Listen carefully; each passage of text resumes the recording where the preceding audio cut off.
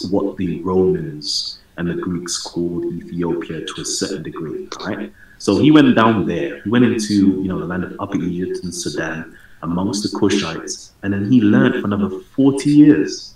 How do we know this?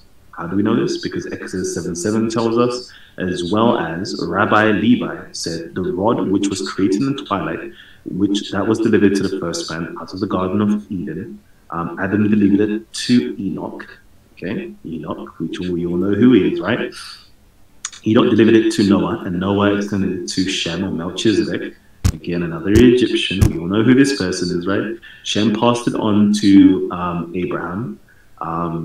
Abraham to Isaac, and Isaac to Jacob, and Jacob brought it down into Egypt and passed it on to his son Joseph, right? And when Joseph died and they pillaged his household goods, it was placed in the palace of Pharaoh, right? So this rod, okay, which is another symbolic term, was in the land of Egypt or in the palace of Pharaoh.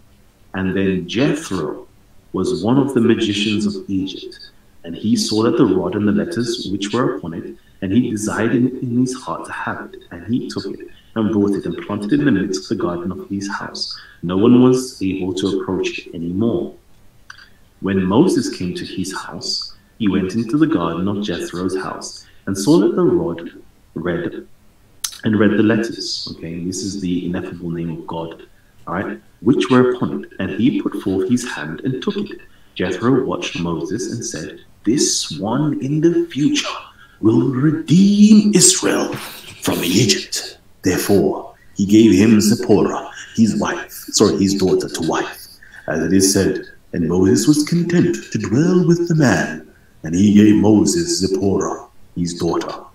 Moses was keeping the sheep of Jethro for 40 years, right? 40 years. Now, what most people don't understand, right? When they utilize the term sheep and flock, right? It's talking in figure of speech.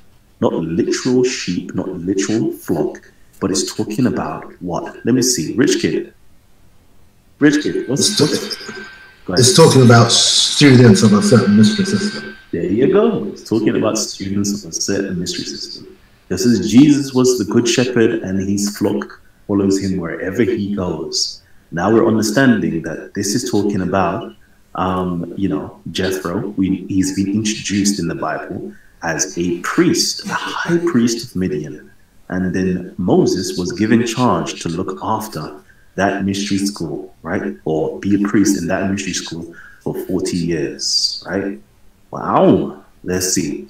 And Jethro, Moses' father-in-law. Okay, so yeah, that's that for a hot second, right?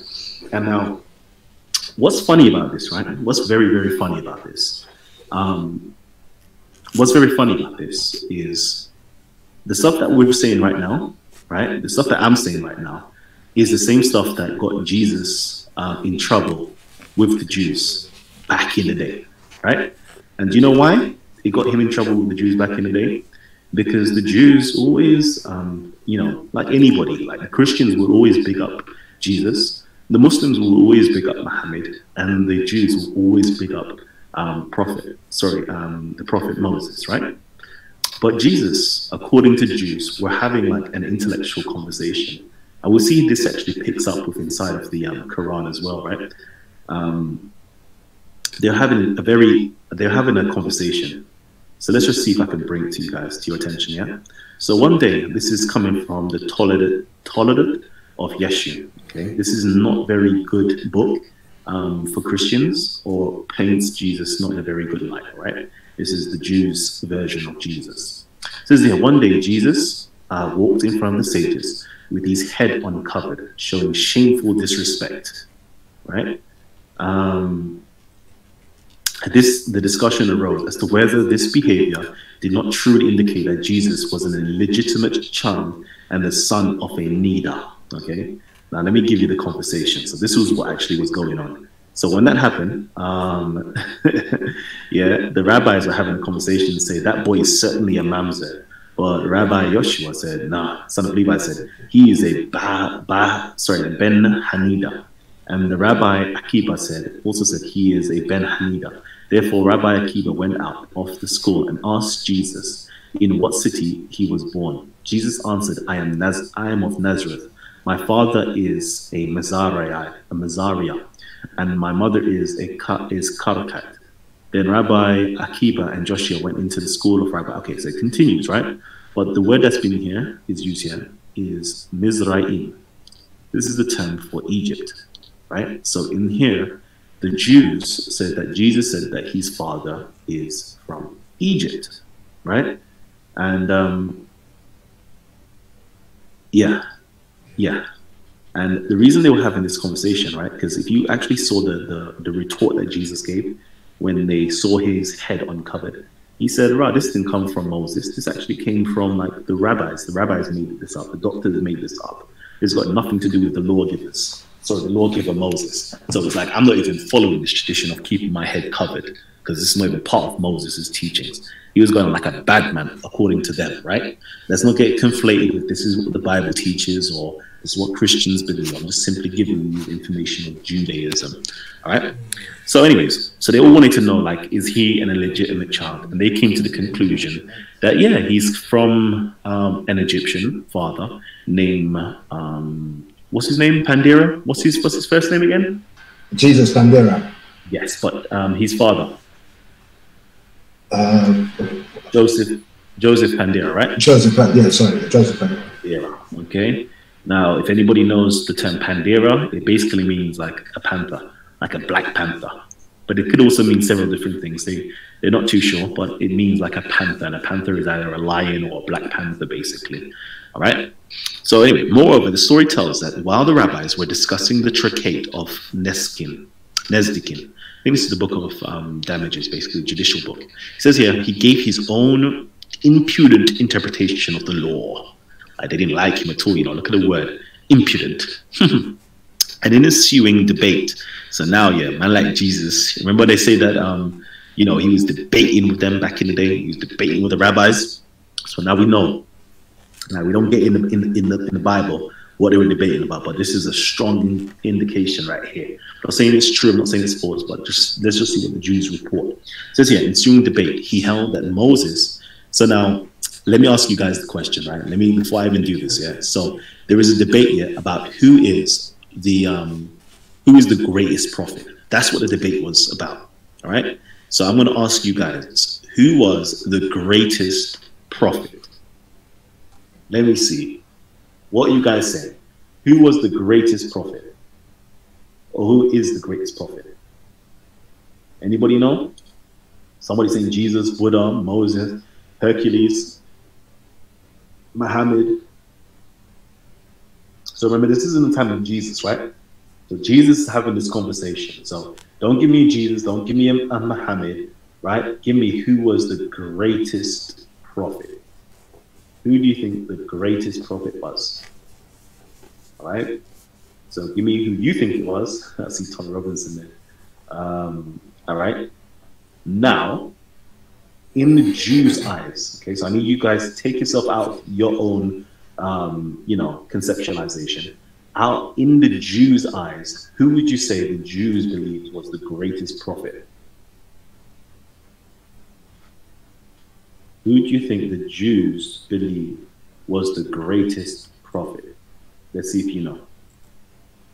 The Jews view Moses as the greatest prophet. John McDermott says Moses, Solomon, Noah, Elijah. Okay, God, Moses. Cool. So yeah, the answer is indeed Moses, right? All the Jews at the time would clearly say Moses is the greatest of all the prophets. But check out my cheeky little Jesus right now, yeah? And cheeky, but very clever, okay? Cheeky, but clever. Yeah. Okay, so it says here, assuming that they had that Moses, so he's saying Moses could not be the greatest of the prophet. All right, he said he could not be the greatest of the prophets. Let's see if we can get a nicer way of it and say, okay, decision against that. Yeah, okay.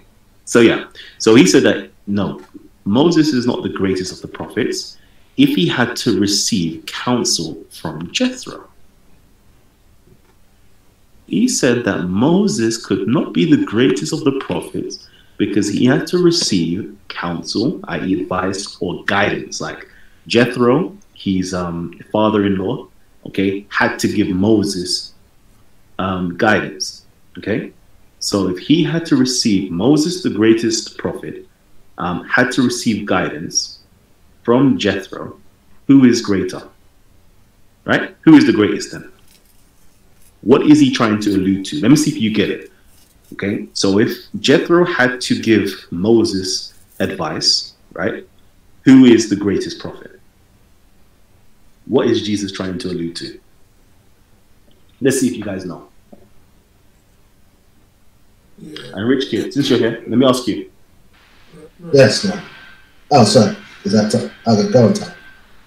No, I just said shalom. I just wanted to ask if Brother Kalam is throwing the question to everybody or just on the live chat. But anyway, in any case, shalom to you first. Shalom to all of you. Shalom first. Shalom, shalom, shalom, Uncle.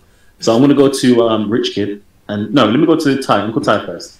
So Uncle Ty, according to this, okay, who is, in this story, Jesus trying to allude to, is the greater prophet or the greatest prophet? Well, first thing I have to say, because I always like to start from the beginning, you know, when you're talking about Jews, I know you've jumped in, you haven't actually defined who you're calling Jews, because there are all kinds of Jews.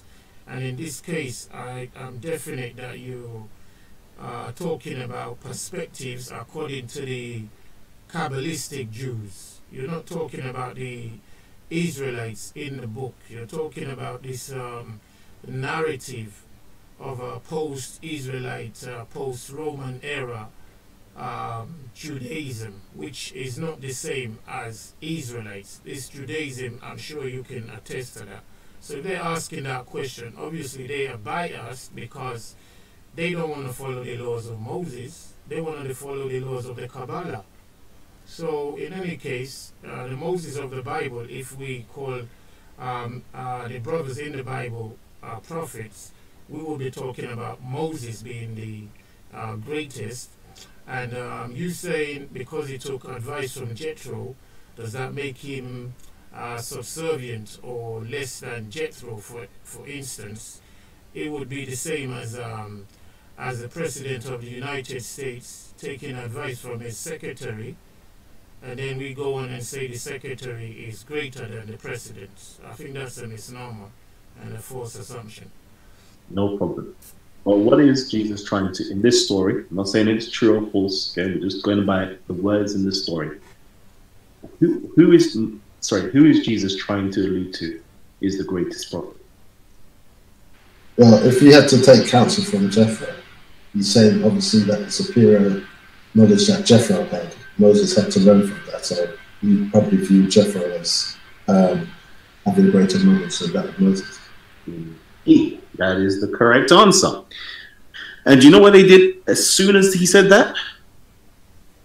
Do you know what they did? Shock me. They said, let's actually inquire more into his ancestry.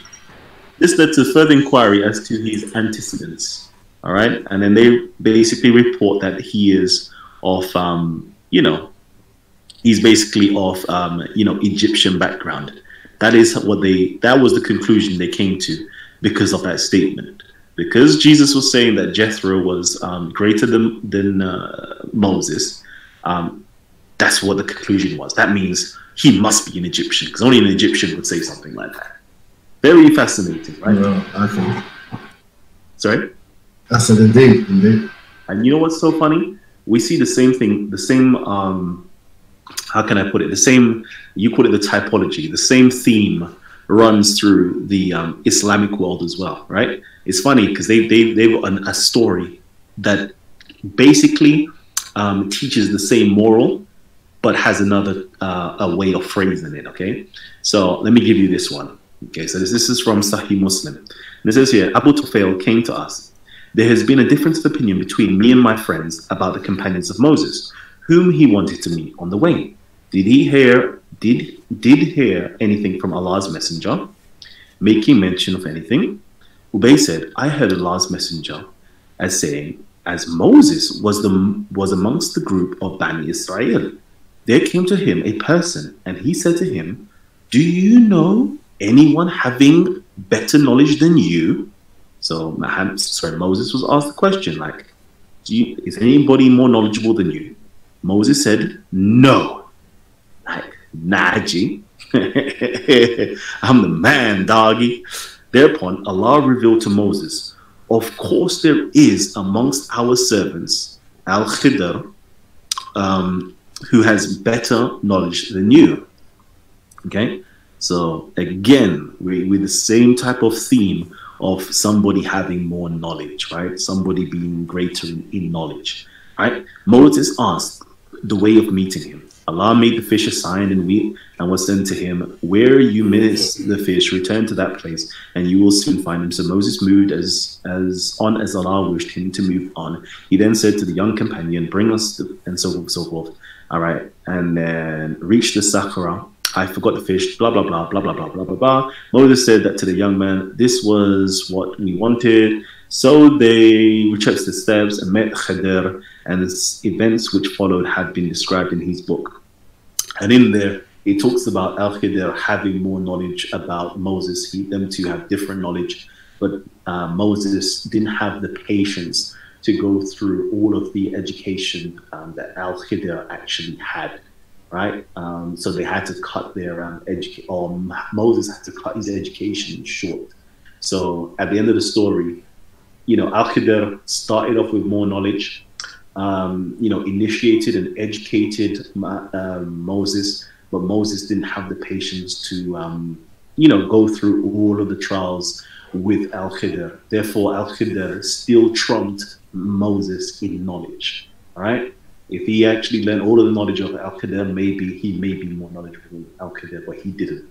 So it's still showing you in this story that there is somebody out there who had more knowledge than Moses. And of course, Al-Khidr is found in Sudan, or where the two Niles meet, according to the story. You can go into the Quran and it gives you the fullness of the story in there as well. All right. And Al-Khidr literally means the black one or the green one. So in Arabic, the term green and black is used interchangeably, meaning like a dark-skinned person. And of course, you know, Al-Khidr, Jethro was a Cushite. Okay, so it's kind of telling you that this person is a dark-skinned person, a black person, a Cushite.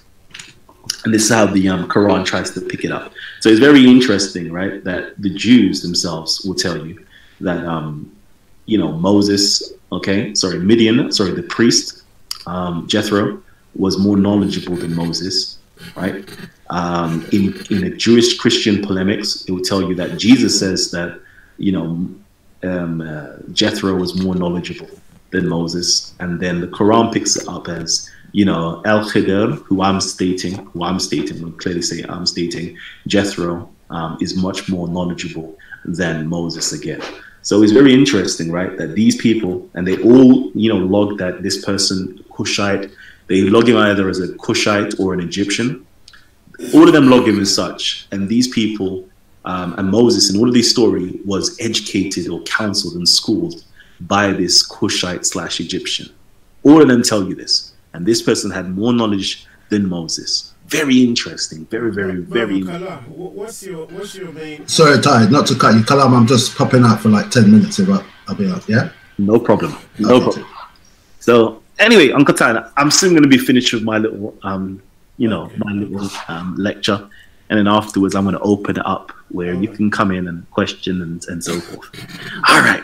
So let me quickly move on. All right. Now, that being said, let's quickly see. So we gave you that. All right. So, and we also know that if you go into Exodus 18, you know, in Exodus 18, we also see that, you know, Jethro's father-in-law, you know, officiated a whole burnt offering and sacrifices for God. All right. We see that he gives a burnt offering and sacrifice. Imagine that he's not an Israelite. Okay. But he is able to give a burnt offering and sacrifice, where Aaron and all of the elders of Israel had to come and partake in and eat the meal. Okay, so remember, in order to sacrifice to God, you must be pure, you must be clean, you must be part of a temple system. right? All right. Only those people can actually eat a meal that's been offered unto God. Right? It's the priests, unless it's been now passed on to everybody else. Interesting, right? Interesting. And you know the reason why he's able to do that? Because he gave Moses his initiation. He gave Moses his temple school system. That's why Moses always has to humble himself to this individual called Jethro. Because Jethro is the man. He's the one person in the Bible that doesn't get enough props, right? But he needs to get the props, right? Him and his daughter Zipporah. You don't even get to know about Zipporah and their children, Gershom and Eliza, right? Why? Because the Bible is supposedly a book about the Israelites. So they didn't want to tell you about, Moses's Cushite children and where they served and what they worshipped and so forth. They just left it. They left it. It's a sad shame, though. It's a sad shame. Anyways, and we also find that, Moses, Moses was admonished by Jethro. He telling him the things that you're doing is not right in the Bible. All right. And then he tells him, what you should do. And then, now listen to me. I will give you counsel and God be with you. Moses heeded his father-in-law and did just as he said. All right. So, it takes a bad man. It takes a big man to tell Moses. Imagine going to a prophet, right, and telling the prophet, like, what you're doing is wrong. Imagine that. You must be a person of power and authority, okay, to speak. Remember, this is God's right-hand man on earth, right? You must be in a position of authority to supersede that, to tell man, I know more than you, right? And I'm going to tell you what you're doing is wrong, number one. Hey, yo, big man Moses, you're wrong, G. All right, this is where it is. Imagine that. He'd be looking at you like, what do you mean I'm wrong, fam? Like, I'm God's right-hand man. Yeah, G. It takes a big man to say, no, you're wrong. And let me tell you what you need to do. And this is how you need to set up your priesthood system. And this is how you need to set up your judges. And this is what you need to do in order to teach people and give them counsel and give them judicial advice. Okay? This is what you need to do. Then Moses took heed, listened to his father-in-law, and did exactly as he said. God damn. And this is the reason why Jesus had to ask the question, who is greater, Moses or Jethro? You don't claim that Moses is the greatest of all the prophets, but even Moses had a teacher. Even Moses had to bow down to somebody else, right? Even Moses himself, as big as he is, had to bow down to a Cushite / Egyptian. And that's why you should have love for the Cushite and Egyptians, right? Because we're able to come in and clear up all of your misconceptions and tell you you are wrong to your face and give you the correct advice and counseling, all right? Is either you're going to be stiff-necked, okay, and oppose the teachings of God, or you're going to humble yourself like Moses did and take on the covenant and the role that you're supposed to take on, and just take advice and listen to what we're saying, all right? Leave the ego at home, because we're here to help you. We're not here to hate you. We're not here to fight you. We're not here to shoot you guys down. We're here to make sure that you guys prosper and prosper in truth and faith. All right, baby? All right. Let me open it up now, because I've had enough fun. I've had enough fun. So, family tree, if you'd like to come in, let me just make sure I share that. Uh-oh. Nope, that's not the one. Let me get it. Sorry. Bear with me, family. Bear with me. I'm just sending you guys the link. So anytime you're ready to come in and have some fun with us before we go to bed, let us know. All right? There's the link right there. Make sure you hit the share button, hit the like button. And if you want to get my attention, make sure you hit us up with a super chat. Right. Brother Kalam, right. Shalom to you properly. Oh, sorry. Before you speak, let me give the book that I was reading, John McDermott. It was from the Toledot of Yeshu. Toledot of Yeshu. Okay? That's a Jewish book. Talking about what Jesus said. Okay? Sorry. Go ahead. Sorry, Uncle Ty. Yeah, shalom to you properly first. Just to say greetings to you and our family. Yeah, title brings me in again.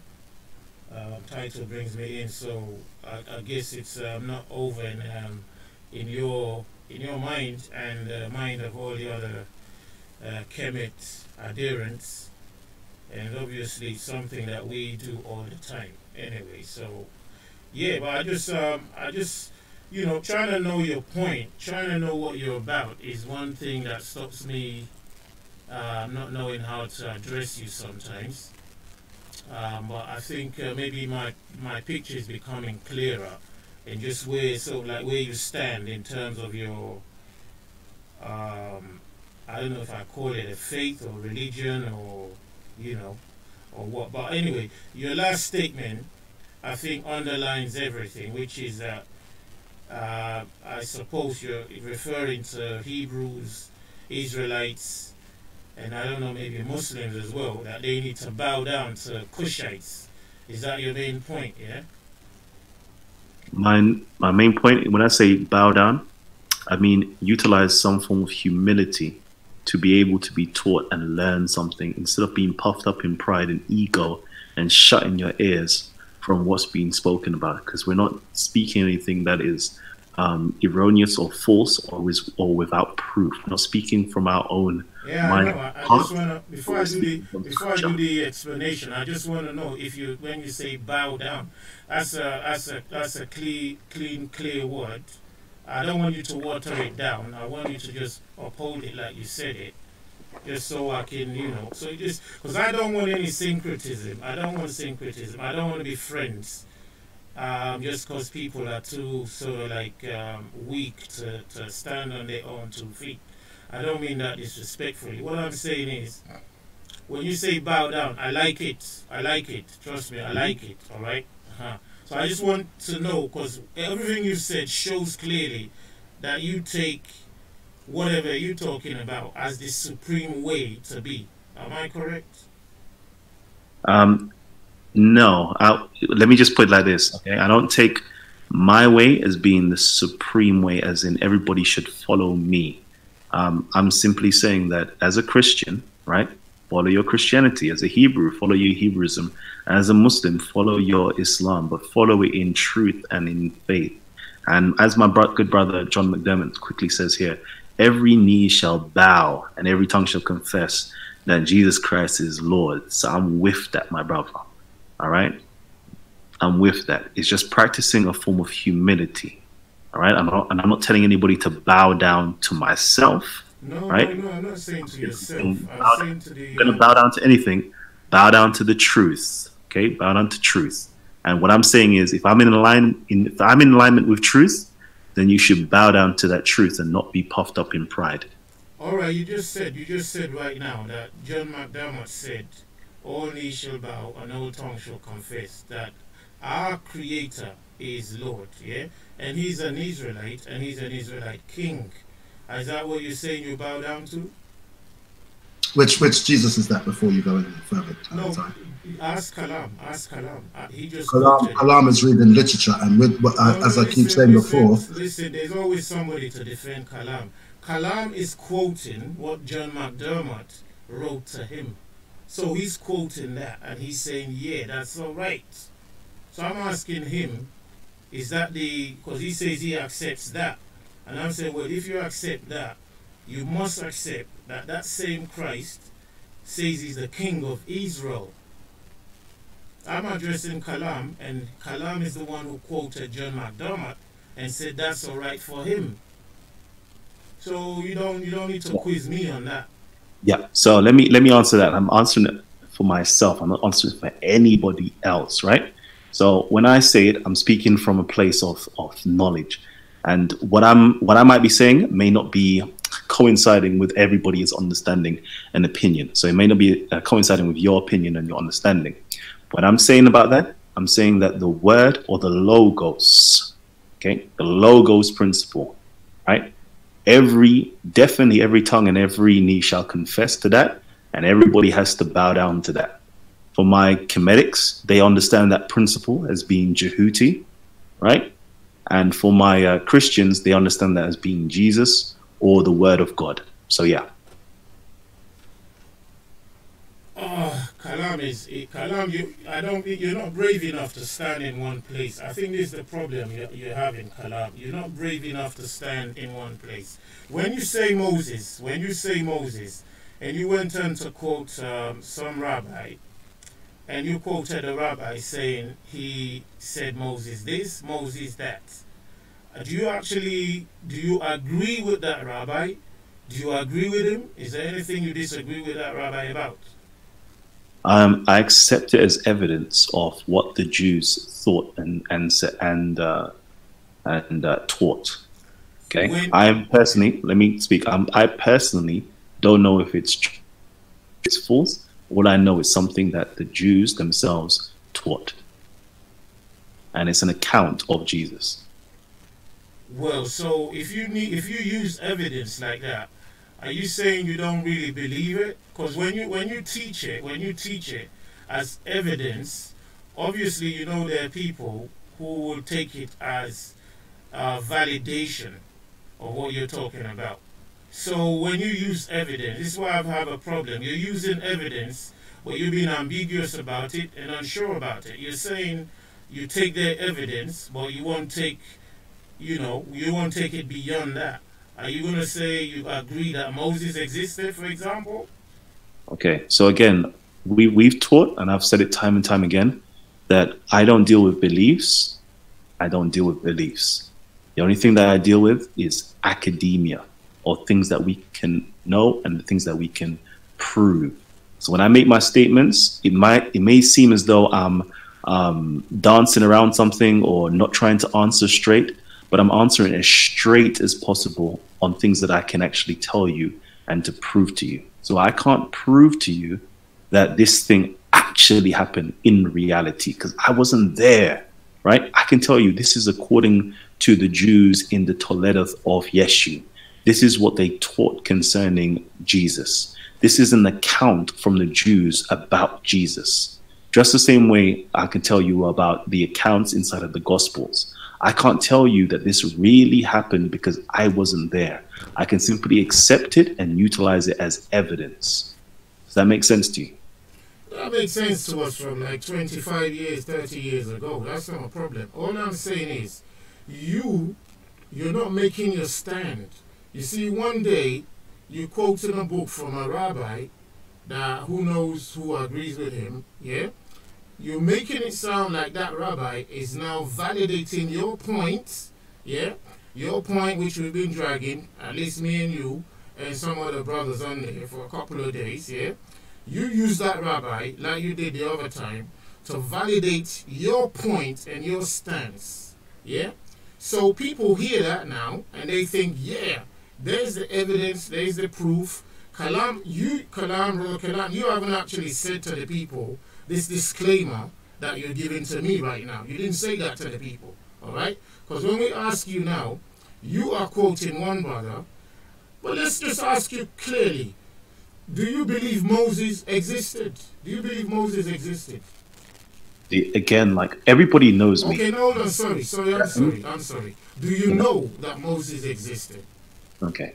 So again, I'm going to just quickly do that because, you're going like I don't make this disclaimer. For as long as people have been onto this channel, they know that we don't deal with beliefs. Callum will never try to teach you a belief and never try to teach you that you should believe in what I believe in or accept my opinion, right? I'm encouraging a scholastic way of viewing scriptures or viewing the world, where you do your due diligence, you do your research, you weigh up the evidence, and you come to your own conclusions, okay? So that's why I make sure I give everybody the sources that I'm reading from. So I'm not holding it as a secret or holding it against people or over people. We can all see it. We can all weigh up the evidence. So now with Moses, right, again, there is no corroborative evidence. There is no, how can I put it, archaeological evidence, okay, to support Moses's existence as reported in the annals of the Bible and other places. There is nothing to support that, right? But with the Moses story, I accept it as an oral story, an oral tradition from a group of people. Just as the same way we have Yoruba stories or we have stories all around Africa, I accept it as oral tradition, okay? And until there is any information that substantiates it externally, then I can verify it and say this is something that happened in history. But until then, I cannot say that. What I can say is that I accept it as part of oral history. So basically, you don't know. No, it's not that I don't know. I'm simply saying to you that there is no evidence to support Moses' existence as reported in the Bible. Okay, what do you call evidence? What do you call evidence? There is nothing. Okay, so for example, right? Batman. Batman is reported inside of Gotham. Sorry, inside of it's reported inside of DC comic books. Okay, now that's cool, but is there any evidence to support it externally? Right? Is there any evidence to support that Batman exists, right now? There is no evidence that he exists. Okay? For example, let me give you another example. There is the Troy and the battle and the Trojan horses and so forth, right? That existed in certain Greek literature. Okay? There was no, and I'm going to say was, okay? There was no evidence to support that story happened historically. There was no evidence to support it until they found a city, until they found the walls and the temple and so forth, until they found that. So right now, okay, I'm simply saying to you that there is nothing to support the existence of Moses as is reported historically, right? But if something comes about and changes that, right, then we can say we have external factors that support the story of Moses. But right now, we don't have it. And everybody in academia is saying exactly what I'm saying. So it's nothing new that I'm saying. Everybody in academia is saying exactly what I'm saying. Indeed. No, all I asked you was, what is evidence? What is the definition of evidence? That's all I wanted you to do first. Then we'll go into what we do have as evidence. But I just wanted you to do a definition of evidence. Can you do that? Oh, yes, sorry, I am muted. All right, so evidence, okay, is the available body of facts or information indicating whether a belief or position is true or valid. Right, so yeah, we're Googling the same page, right? Mm-hmm. Yeah, okay. Available body, yeah, or facts, or what? Or information, right? Mm-hmm. Right? So information can be anything, is that correct or not? Information could be anything. Yeah. Oh. We have to be let's just say for now, for lack of a better term, because it's not just anything. No, you can Google it again. You can Google Yeah, it. but it's information literature. Are you talking literature when you say information? No, brother, I'm just we're reading the same page, yeah? Yeah, I'm just asking, are you when you say information? Don't ask me, because I don't want to make it subjective to myself, yeah? So the way he did it on Google, he can do information on Google as well. So it's not subjective. So me and you, the three of us, we won't be subject to that. It'll just be something we can both see and decide if we want to accept. Yeah? That's all I want. Yeah, yes. But I was just asking, when you say information, does that information contain literature? Brother, I think we already disagreed right here. I asked number one, what is evidence? Now, okay. Number two, when we see a word like inside this description of what evidence is, we see a word saying information.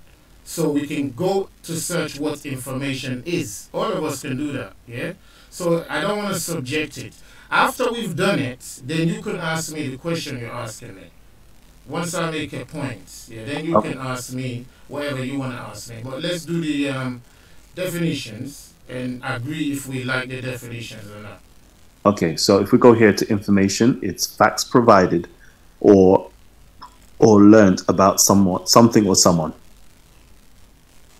Right, let me just put it up for a second. Yeah. So again, it's still to do with facts. Listen, So let me just pull it up. Let me pull it up. Yeah? Okay. So it says number one, facts provided or learned. Yeah? Yeah? Learned. Facts learned. Alright? So I can learn something, right? And it stays in my head, right? It doesn't say, if you will agree with me, it doesn't say facts written. It says facts learned. Alright? So say for example, I was in North Africa, Arabia, for a year and over a year, twice, and I was with or at least over 100 people that I know, that we were there. Okay? We did not write anything. There's no records. We didn't even have a valid passport in there.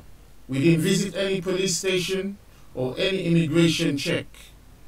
Alright? We entered and left almost like refugees. There is no records of us being there. Am I enough to tell you and provide evidence like I am the evidence? Am I enough?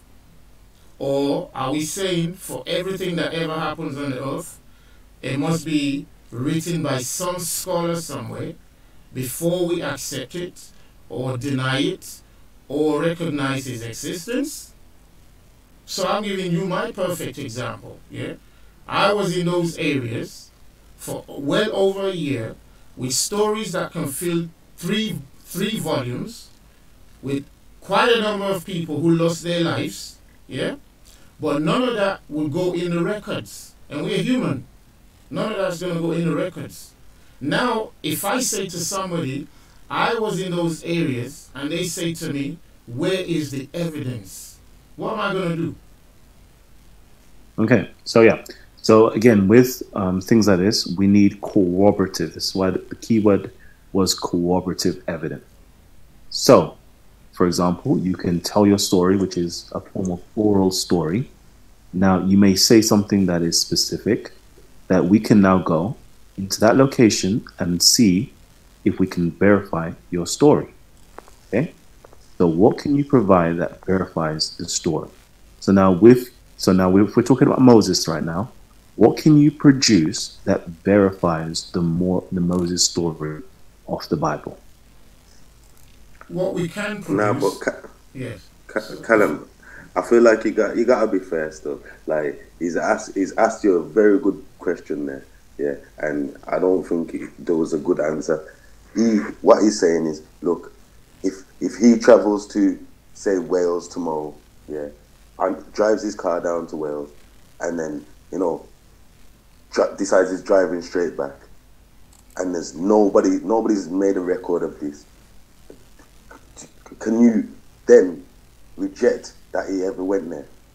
That's why I said nobody's rejecting it. Just like the Moses story, I've said to you, I've accepted it as an oral story. There's no rejection, okay? Oh. Now, the moment you provide evidence, okay, that we can corroborate the story with, okay, then I can accept it as something that historically happened. Okay, what evidence would you accept is the question. Because Any obviously evidence that you bring that can corroborate the story. Well, we've got like I said, we've got the Torah. We've got many different books. The Torah is the story. Okay. Yeah. The Torah is the story. So give me something. But it's also a historical writing, and it's actually a historical. It's a history book as well as a prophecy. So it's like a historian writing. You know what I mean? You accept these historians, but why don't you accept the historians in the Bible? No problem. We accept historians. We accept, Moses' Torah and so forth. We accept it for what it is. Okay, so that's one thing. But when we're dealing with history, right? What we now look for is something that corroborates it. Okay, so give us something else. Just like when we read Herodotus and all of these great historians, right? We see that as one account. Now, what we're looking for is something else that corroborates that account. Okay, but we're now looking at, is there anybody else in history that spoke about this? Is there any epigraphy? Is there any iconography? Is there any material culture that's left over that Okay. we can actually corroborate the story with. Okay, Okay, I understand that, but your earlier statement said there's no evidence. There's no evidence of Moses. When really that's incorrect. There is evidence, but you want more evidence. That's what you're saying. No, we've got the story, which is, we already stated that is the first evidence. Okay, that's the first thing that's talking about something. Okay, this is the first body of information that's talking about something. Now we want something else to confirm it or to verify it. We need corroborative evidence now. That's all we're asking for. Yeah, but like, And this is not just new to, Israelites and Hebrews or nothing like that. This is to everything. If it's to do with Kemet as well, we want a second source that corroborates it. Everything in history, that's what we want. As historians, that's what we want. So have you got a second source a secondary source that corroborates the story of I don't know, let's go with Horus then and Seth. Do you have a secondary source that confirms that? So these are mythologies. So there's loads of sources that talk about the story of these two people. There is no source to hold on. There's no source to confirm that these people were actual physical human beings that existed. So we reject that they are human physical beings that actually existed. Does that make sense? Yeah, but Kemet doesn't teach that they're historical people. But what I'm saying is the story, the actual story. I'm saying the mythology that you accept. I'm saying the mythology that you're accepting. Yeah. Do you have corroborating evidence for that? Okay, so let me say to you, that's not true. If you open up a book of Manetha, and he talks about these beings, has to say that there may be, anybody reading it may deduce that they're real beings, right? And I'm saying I reject them as being real beings because we have overwhelming evidence to suggest that these are mythological beings. You see what I'm saying? So it's not me being biased against Hebrews. We do this with our own stuff. Okay, fair enough. So I accept that. If that's the principle you're holding for your own stuff, then that's fair enough. But all I'm saying is, you have to, if you're going to be asking for evidence, you have to know what kind of evidence you're willing to accept. We know we ain't gonna have his passport. Sometimes I feel like when people saying this, the one his driving license or something, what do you accept? All there is gonna be on this person is writing. That's all you're gonna find, because we don't bury ourselves like the Egyptians. Let me do You're not something. going to find some massive tomb with Moses carved in there and all that. He's just going to have a normal grave. It could be any skeleton in the ground. You know what I mean? You're not going to find that evidence. Let me tell Kalam a little story. Yeah? Just so it can add a little bit more to the example. All right? Yeah, go on. I came back from the wilderness in the Middle East. Yeah. And then I came back to Nigeria. I came back by land through the desert, all right? Then I came to Nigeria and I picked up my British passport. And with the British passport, I then returned through the same desert route. Then I got stopped in the country just above Nigeria, Niger Republic. And they asked me to produce my evidence for my eligibility to travel through Nigeria and Niger Republic. So I produced a British passport to them. Yeah? A British passport. We're talking about 1991. Yeah? They got the British passport and they still locked me up in prison. Yeah? This is a valid, authorized, British mandated passport from the embassy, of the British government, and they still locked me up. I spoke to them, and their argument was, how can a black man have a British passport? Would they accept the evidence? So there's a clear example that sometimes evidence don't mean that people are going to like it. People are not always going to like evidence. Now, Brother Kalam, we could go on in history, in many types of histories, like the Roman history. Only Romans can corroborate Roman history, right? We have a Bible called the Israelites book. Would you accept another Israelite besides Moses corroborating Moses? Would you accept that as evidence? Yep, I would. So if Joshua corroborates Moses, is that okay? If Joshua corroborates Moses, and yeah, if Joshua corroborates Moses, and it's written in the supposed time frame of Moses, then I would accept it. Excuse me, what do you mean what do you mean if it's written in the time frame? What do you mean? Give us details. That's what's corroboration. Like, it needs to be during the same time. Okay, so now let's do this, right? I can corroborate, like, I'm an Israelite, and I can corroborate Moses' existence then of 4,000 years ago. Like, I personally, nobody will accept that. If I now write that Moses existed, nobody's going to accept it because it's not during the time frame of Moses. So if Israelites are writing, for example, yeah, we had, Josephus, who wrote about Jesus, sorry. We had certain people, Israelites and Greeks, writing about Jesus roughly 100 years after Jesus's, demise. We accept it as being something that's closer to the truth because it was during roughly the same time span. But if you can't provide anything that was roughly during the same time span, it's very difficult to accept it. Nah, Callum, be fair. Yeah, you know that this guy is a witness. We said that. Let me just shout out John McDermott. He says the two pillars on each side of the Red Sea. Could this qualify as physical evidence which have Moses named on the pillars?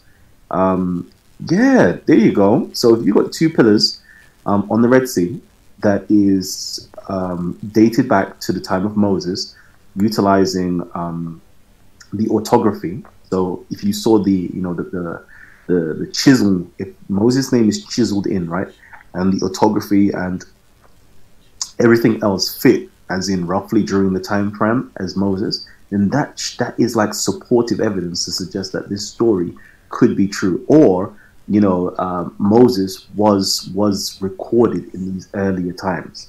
So that would be supportive evidence. Yes, John McDermott. Yes. Go ahead, Israel. Sorry.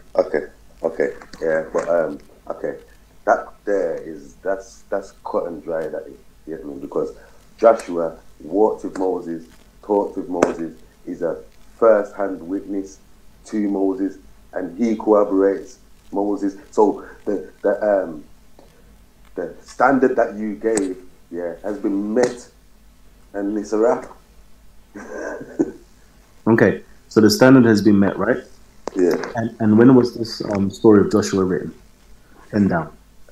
It doesn't matter because he was walking. He was alive in the time of Moses, and he was actually walking with him, first-hand witness. So it's not no secondary source; it's a primary source. But like, regardless of when he wrote it, Joshua is 13th century BC. Come on, man! What's the manuscript? No, Joshua listen, brother Kalam. This is what have his own book. This is why I was asking you what you mean. Excuse me. So I was asking you what you have in mind when you say corroborative details, all right? Because you must accept that what you're doing is what is done in the modern day era of curating history, for example, because it suits the narrative of those who are controlling history right now. All right, some of the history just before the Middle Ages, yeah, were all ancient history, and they were all African history. It didn't suit the new powers on the earth right now to put those histories in perspective. That's why they can't show you anything. That's why they can't bring stuff out for you. to validate anything, because it would derail all the white supremacist ideas and ideology that they're pushing on the world. That's why they can't bring out corroborative, i.e. dates and just things that would corroborate, not even dates, because the way Israelites wrote their history is not the way you have like in a linear history of today's so-called classical history. We wrote our history according to the rulership of kings and clans and tribes and generations of people. We don't write according to the date of a so-called date that the Romans have put into place. I mean, me and you would write our history to say 2018 AD. We don't write history like that. We write history, i.e. in the time of so-so king. Now, only we know what we're talking about. We don't care if somebody else is going to say, well, when was the time of king so-and-so? We don't care, because our history is from our perspective. So I hope you understand what I'm trying to say. So when you're now saying you need to have a corroborative time frame, you need to give us those details, because look, any established rules that you put down, we will check to see if it's consistent with all your so-called scholars and all other parts of history as well. All right? Yeah.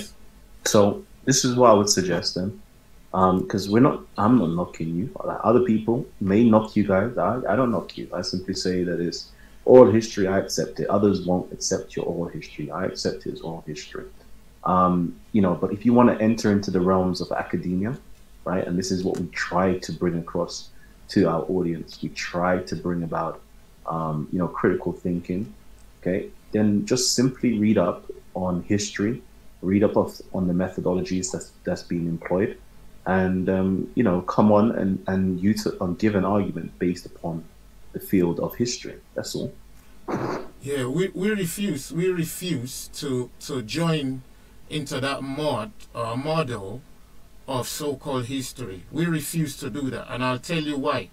Because you see, the history that's been written about, called ancient history, when you go to China, in fact, before you even go to China, when you're talking about the history of Muhammad, for example, they're not following this AD BC kind of model, are they? Are they following that?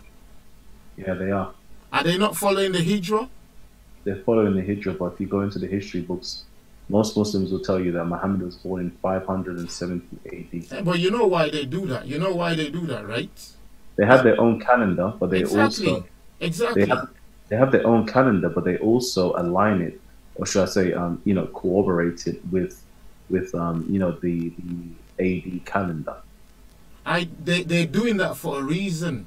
They're doing it so it's relative for people in the Western world, right? Exactly. So yeah, but we were not. This is the thing. We are not interested in that. Israel is not interested in the Western world. Just read up on the history of Rome and Jerusalem. Read up on that. We were not interested. According to us, yeah, everybody had to take their methodology from us. According to us. Okay. Yeah, so that's why we have this gap now, whereby everything you say go and read history. Tell me, who are the people who lay down this methodology for this history you're talking about? Who are they? Can I say something? Yeah, go ahead. Okay, I just want to go back to historical evidence. I mean, I think it's disingenuous, Ty, that you and Ezra would actually call the Bible a primary source. Hear my reason. If you're claiming that you was living in Egypt and then almost a multitude left out of Egypt, crossed over a Red Sea, drowned the Egyptians, and then you wandered for another 40 years. There are actually scholars out there looking for archaeological evidence, like Israel Frankenstein, who has nothing to do with Egypt or anything. He's just a professor. He went looking for traces of these things and he couldn't find them. Why did he go looking for traces of these things? Because if he found archaeological evidence, he could now say what the Bible was saying matches to these stories. But you can't have people wandering. Hold on, Ezra, hold on. You can't have people wandering around in a specific area with no toilets, no bathroom, no food. I don't know how they cook. There was no shower for 40 years. Children are walking around. They have to be evidence there. And that's what we're looking for to back up the enormous claim of a Red Sea being parted and Egyptians being drowned. So when we go into the Egyptian source, like Dr. Anana, and he searched the Egyptian records, we can find Thutmoses, but we can't find Moses. We can't find evidence of the Moses that's written about in the Bible. So therefore, it is not for Kalam to try and give you evidence. You're supposed to come to us and say, we just didn't find one wagon wheel in the Red Sea or the Reed Sea, which they mistranslate. You're supposed to come and say, look, they found a whole body of bones, which they found in the Reed Sea, and that could be the Exodus. But you're not giving us anything apart from the Bible. The Bible cannot be a primary source against itself. That's not academia. Ezra, did you want to?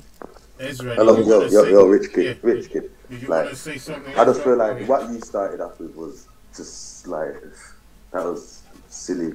You said, yeah, because this one random guy, yeah, went up there and couldn't find nothing, that means, yeah, it's not true.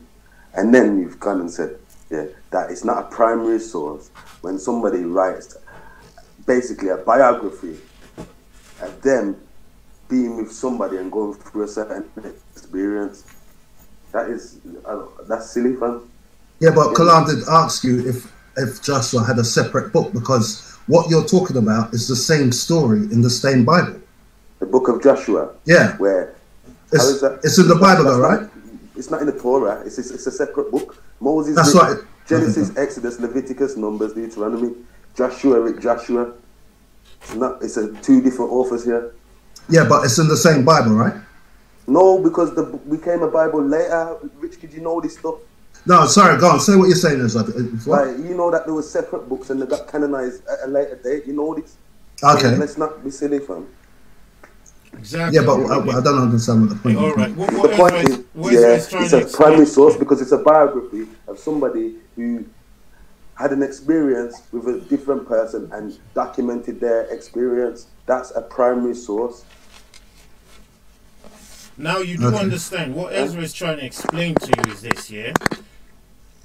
That's why we've always said to you, Muslims sometimes say the Bible has been corrupt. If you've heard me before, I've told them there's nothing called the Bible, that the Bible has been corrupted, because our books were not supposed to be bound together like that. All right?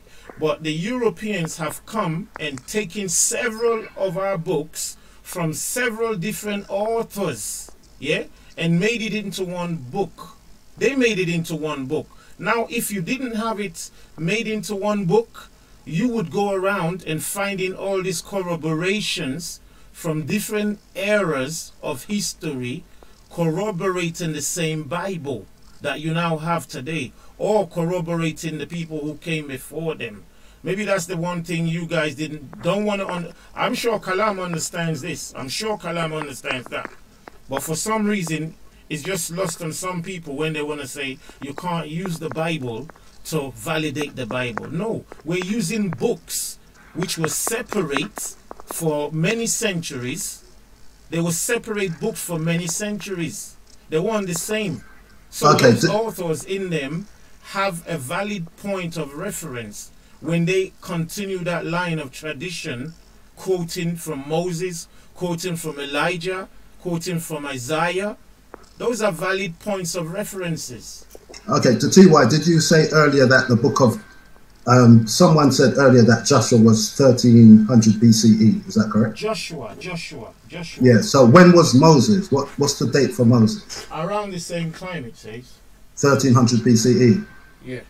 So you would agree, according to our timeline, we can go now and fact check what Pharaoh Moses went up against.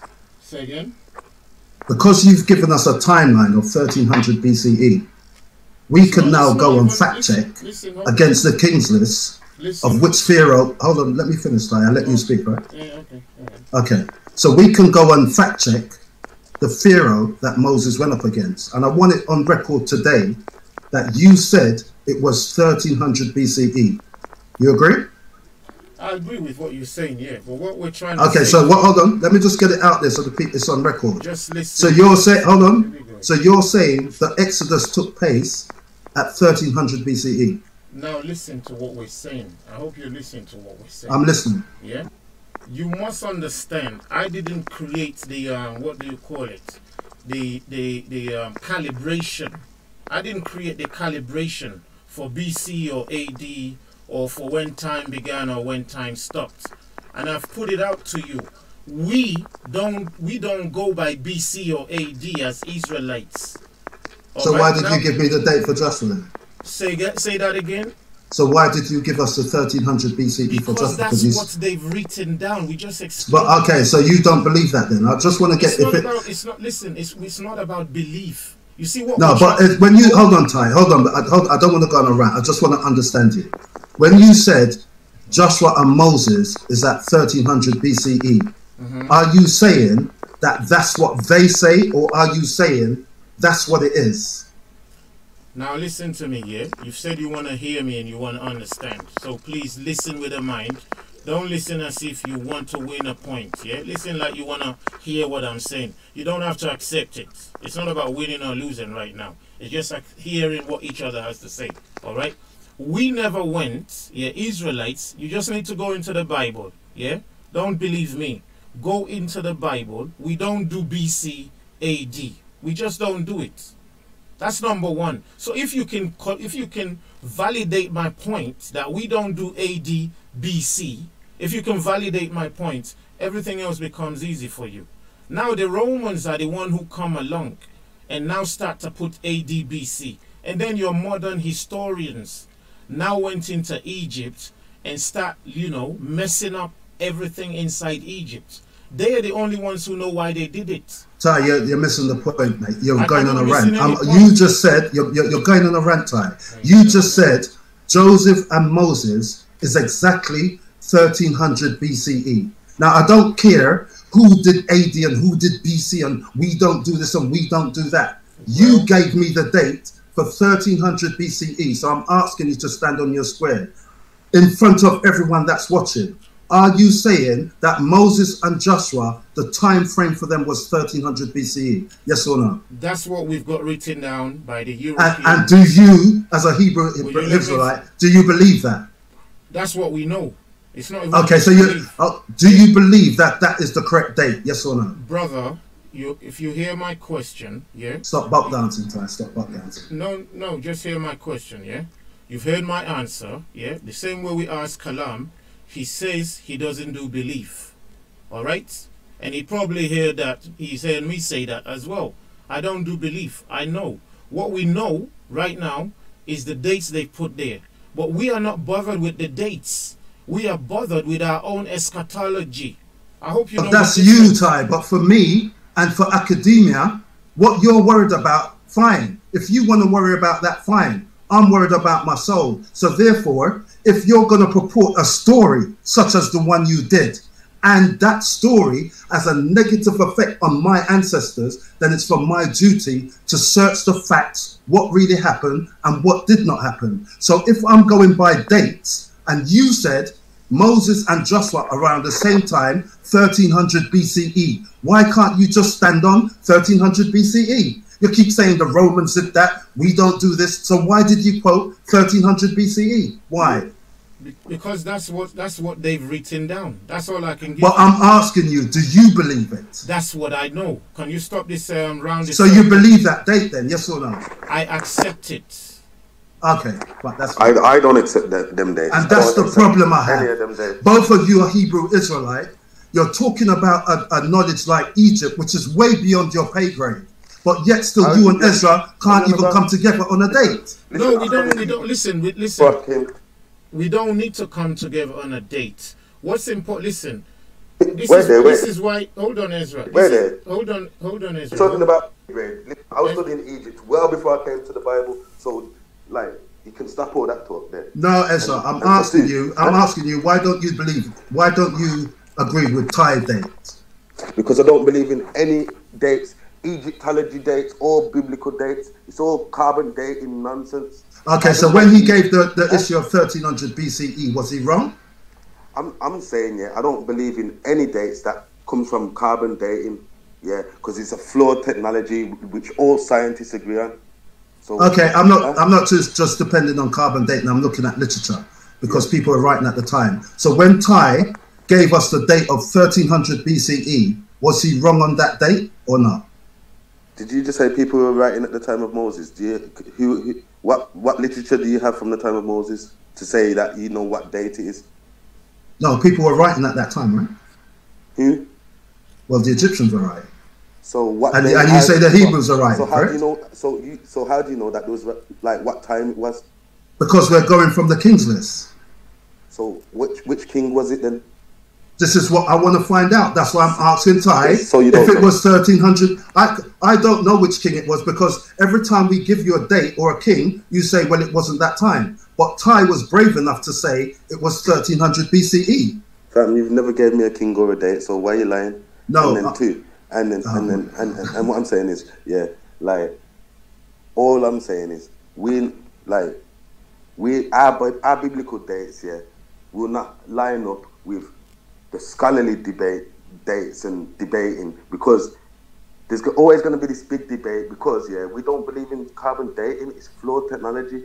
They're going to tell you that, like, half of a woolly mammoth is 40,000 years and the other half is 80,000 years. How can you rely on technology like that? Okay. We're not even talking about carbon dating. Carbon dating is not even in the mention of like the whole dating or the chronology of ancient Egyptians. But it's almost 2 o'clock in the morning.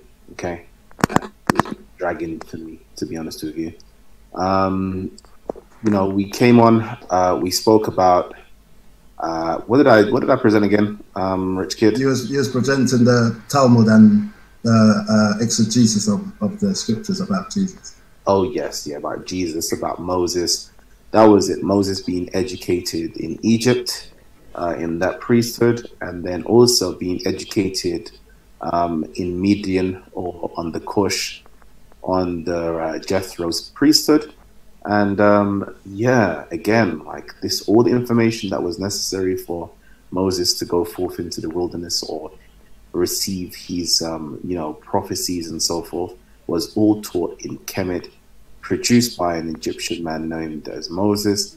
Again, I keep saying it, that this religion or this literature, this literature was the byproduct or the offspring of Kemet. And I think that is safe to say. I think we're firm in it, no doubt, right? From a biblical paradigm. Now, I'm not even going into, again, I'm going to separate that and the biblical paradigm from actual reality and dating of manuscripts and so forth. So yeah, so Yasharallah, I don't know how you're going to say it wrong, man. Moses was an Egyptian, fact.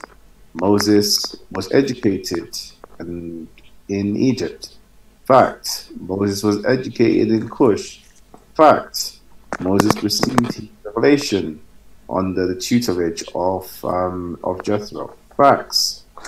Callum, I wanted to. That's why I jumped on the panel actually, because that comment you were saying about Jethro, yeah, like you was trying to make out that. Well, it seemed like you was making out that Jethro taught Moses all that he knew, and Moses always went to him for counsel. No, it was a counsel in one specific thing, on how to divide the rulers and the people who are being ruled.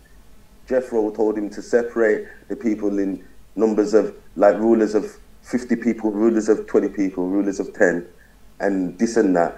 And Moses took his counsel, and Jethro went back to his land. That's it. There weren't I'm showing you this spiritual practice, I'm showing you this. There's none of that. Well, he was wax wise in the mysteries and so forth of Egypt, Yeah, correct? yeah. He was wax wise, but what Okay. So like what Gabs was saying. Okay, sorry, sorry, Ezra. I'm just saying, like Jethro never okay, taught him nothing spiritually. Okay. According to the Bible. All right. No, according to the Bible, okay. According to the Bible, he was given over. He was educated by Jethro prior. Okay. He was given his staff or the rod, right, which is another symbolic thing again, from the garden of Jethro. Jethro educated him in his own priesthood system for him to be a caretaker, okay, or leader in the priesthood where Moses was looking after the flock of Jethro. So that's all written in the Bible. That's all written in, the other writings such as the Midrash and the Mishnah and so forth. Now, I'm glad that you just clarified that though, because from earlier it was sounding like, you were saying that Moses got all his counsel and his teachings from this Jethro, and it was only specific incidences concerning like the people and how to number them. And you need to put in, Ezra, hold on. You need to put in again why it was even necessary that their paths even crossed. Because you must keep in mind, Jethro was Moses' in-law. That's the only reason they're talking. And it's not unheard of to listen to your father-in-law for advice. It doesn't mean that he's gone to him for education. Ty, do you agree with Ezra that Moses was wax wise in the learning of Egyptian wisdom? Do you agree with that? Say that again, sorry. Do you agree that Moses was educated in Egypt? Listen, we've covered all of that before. I just want to know, just like how Ezra agreed, do you agree with that, yes or no? Now listen, let me put in some details, all right? Let's not pretend that... But let's just go by what the Bible said, Ty. Let's stop talking about Scotland and Jerusalem and going from Jerusalem to Scotland. I'm just asking you to look at the Bible. Yeah, I just asked Ezra, he didn't have to go into a story. I asked him a question, he said, do you believe that Moses was educated in Egypt, yes or no? All right, let me put it like this, yeah? Joseph educated Egypt in all they know. How about that? Joseph educated Egypt in everything. And this is what Gabs asked you the other night. So if Joseph educated Egypt in all they know, then when we worship Ra, Isis, Ma'at, then why are you blaming us? You taught us that stuff. No, that's your deviation. That's your deviation. It's got nothing to do with Joseph. So who taught us that deviation? You taught yourself. You're a clown. Oh, there you go again. You taught yourself. Now, next thing to brother Kalam is this, yeah. You're being very tricky in what you're doing, Kalam. All right, because while you have a right to say Israelites were in Egypt, I'm not really bothered. Honestly, I just come on for clarity. So just for people who want to learn, who want to really know, yeah. Can you explain to me why Israel decided to form and become Israel and not be called Egyptians anymore? Can you explain that to us? Why Israel formed? Israel formed before they entered into Egypt. Yeah, I didn't say when. I said why. Why? You know the difference between why and when. Why? But that's what I'm saying to you. They were formed before, and the why is because Jacob had a wrestling match with an angel and he was named Israel. And where did you get that story from? That's in Genesis. So is that from Egyptian papyri or the walls of Egypt? No, that's from Genesis. And where is that Genesis found? In Genesis. And what book is that, Genesis? Because you're very good giving us references. Right now it looks like you're stuck. So that's inside of the Bible. Or if you wanted to go into the Torah, you can find that in the Torah, and that's called Bereshith inside of the Torah. And the Torah is who is the Torah given to? The Torah is attributed to Moses. And Moses declares himself as a what? As of what nation? He declares himself. Very good question. what does he declare himself? I don't know. You tell me. What does he declare himself? That's it, brothers and sisters. He doesn't know. You could tell he's either lying or he started teaching in ignorance. Both of them is still the same thing. What? If you don't know that, you don't know what to accept or what So to reject. No, Adiran, Brother Kalam, you must admit. You must admit. I made it very clear to you. I don't. This is not a Polaroid moment, right? I made it very clear to you that other people called him an Egyptian person. No, I said, what did he call himself? What did he call himself? Can I finish with you, okay? Yeah. So he called himself an Egyptian. There's not one point inside of the story that he never said he wasn't an Egyptian, okay? Furthermore, you know, if you go into the Talmudic teachings, they also talk about Moses never correcting that he's not an Egyptian. And if you go into the story even further, even God viewed him as an Egyptian. Brother, so I'm asking you that we're gonna do that detailed. If you look at the first so question, Brother Kalam, I'm not trying to argue with you. Yeah. Look at the first question. Look at the first question. We are living in Great Britain, am I correct? No, okay, Uncle Ty, this is what I want you to do, okay? Where does Moses declare himself not an Egyptian, and where does he declare himself an Israelite? It's same in the book of the Torah. Where? Because I've just shown you earlier on where he is labeled as an Egyptian. So can you? His mom told him. His mom told him he was a Hebrew. Like his mom told him. Like she knew. Okay, so he has never declared himself. Huh? So me saying I don't know yet is completely correct. I don't know any place where he declares himself as an Israelite. And so far, it's proving that you lot don't know where he calls himself an Israelite neither. No, listen. So can you prove his mom told me where he declares himself? Hold on. Otherwise, I'm going to say you don't know neither. Hold on. We wouldn't be saying we don't know if we didn't have our own book. Yeah, it was clear from the core question. Why did Israel form? Israel formed. You said you went on to answer about why, and you put Jacob in there. Fine. When we came out of Egypt, one man was meant to lead us out of Egypt. Now, the Torah is credited to Moses writing it.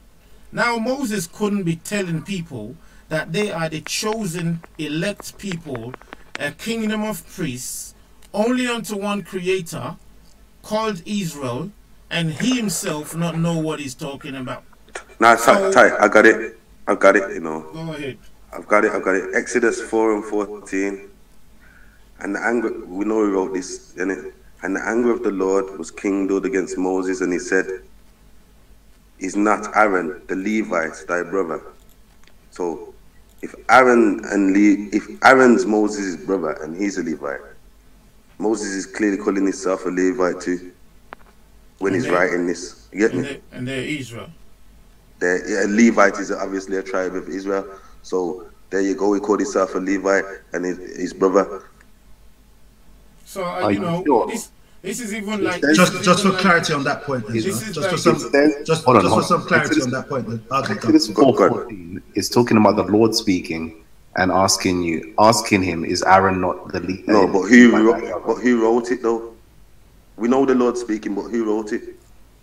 So you're telling me then, for example, because Moses wrote the Bible and he was called an Egyptian, therefore he's an Egyptian, and he's declaring that he's an Egyptian then? No, because obviously we know he's not ethnically Egyptian. That's a citizen. We're clearly seeing that two people. So even here, it's not even talking about calling him an Israelite though. But a Levite. Got two. You know what I would suggest? One person's calling him an Egyptian, another person's calling him a Levite, right? So neither of those places is Moses himself declaring what he is. Now, if he's calling his brother the same parents and Levite, then why is he calling himself Egyptian? Ezra, hold on. Go on. What you've done for Kalam is something he already probably knows, yeah? And I don't think he was actually trying to say just quote the script to me. Because when we start doing things like that, it's like we ourselves are only just checking.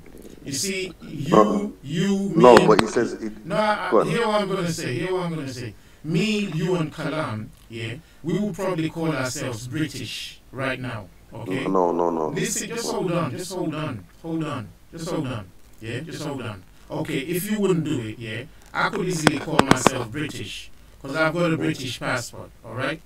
So if I call myself British now, does that mean if I don't say I'm Israelite, does that mean people don't know I'm Israelite?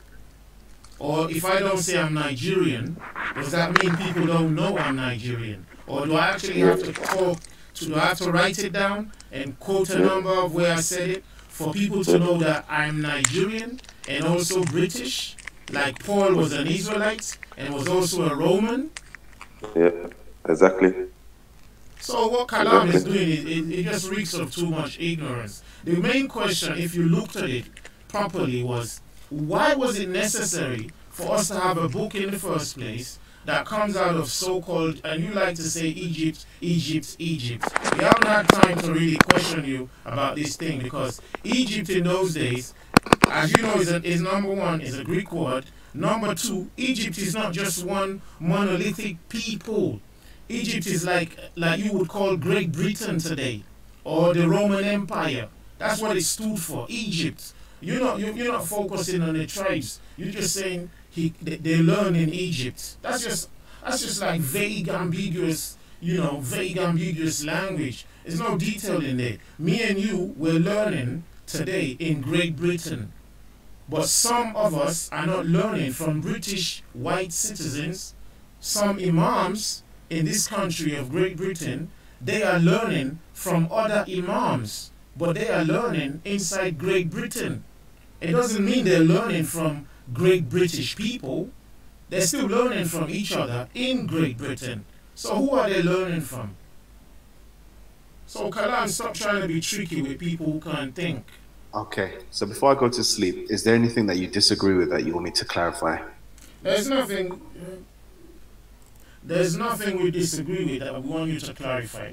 I can see that, with all due respect, and I give you a lot of respect, I give you that on an intellectual level, even as a person. What I don't respect is when you don't want to make what is just easy to understand.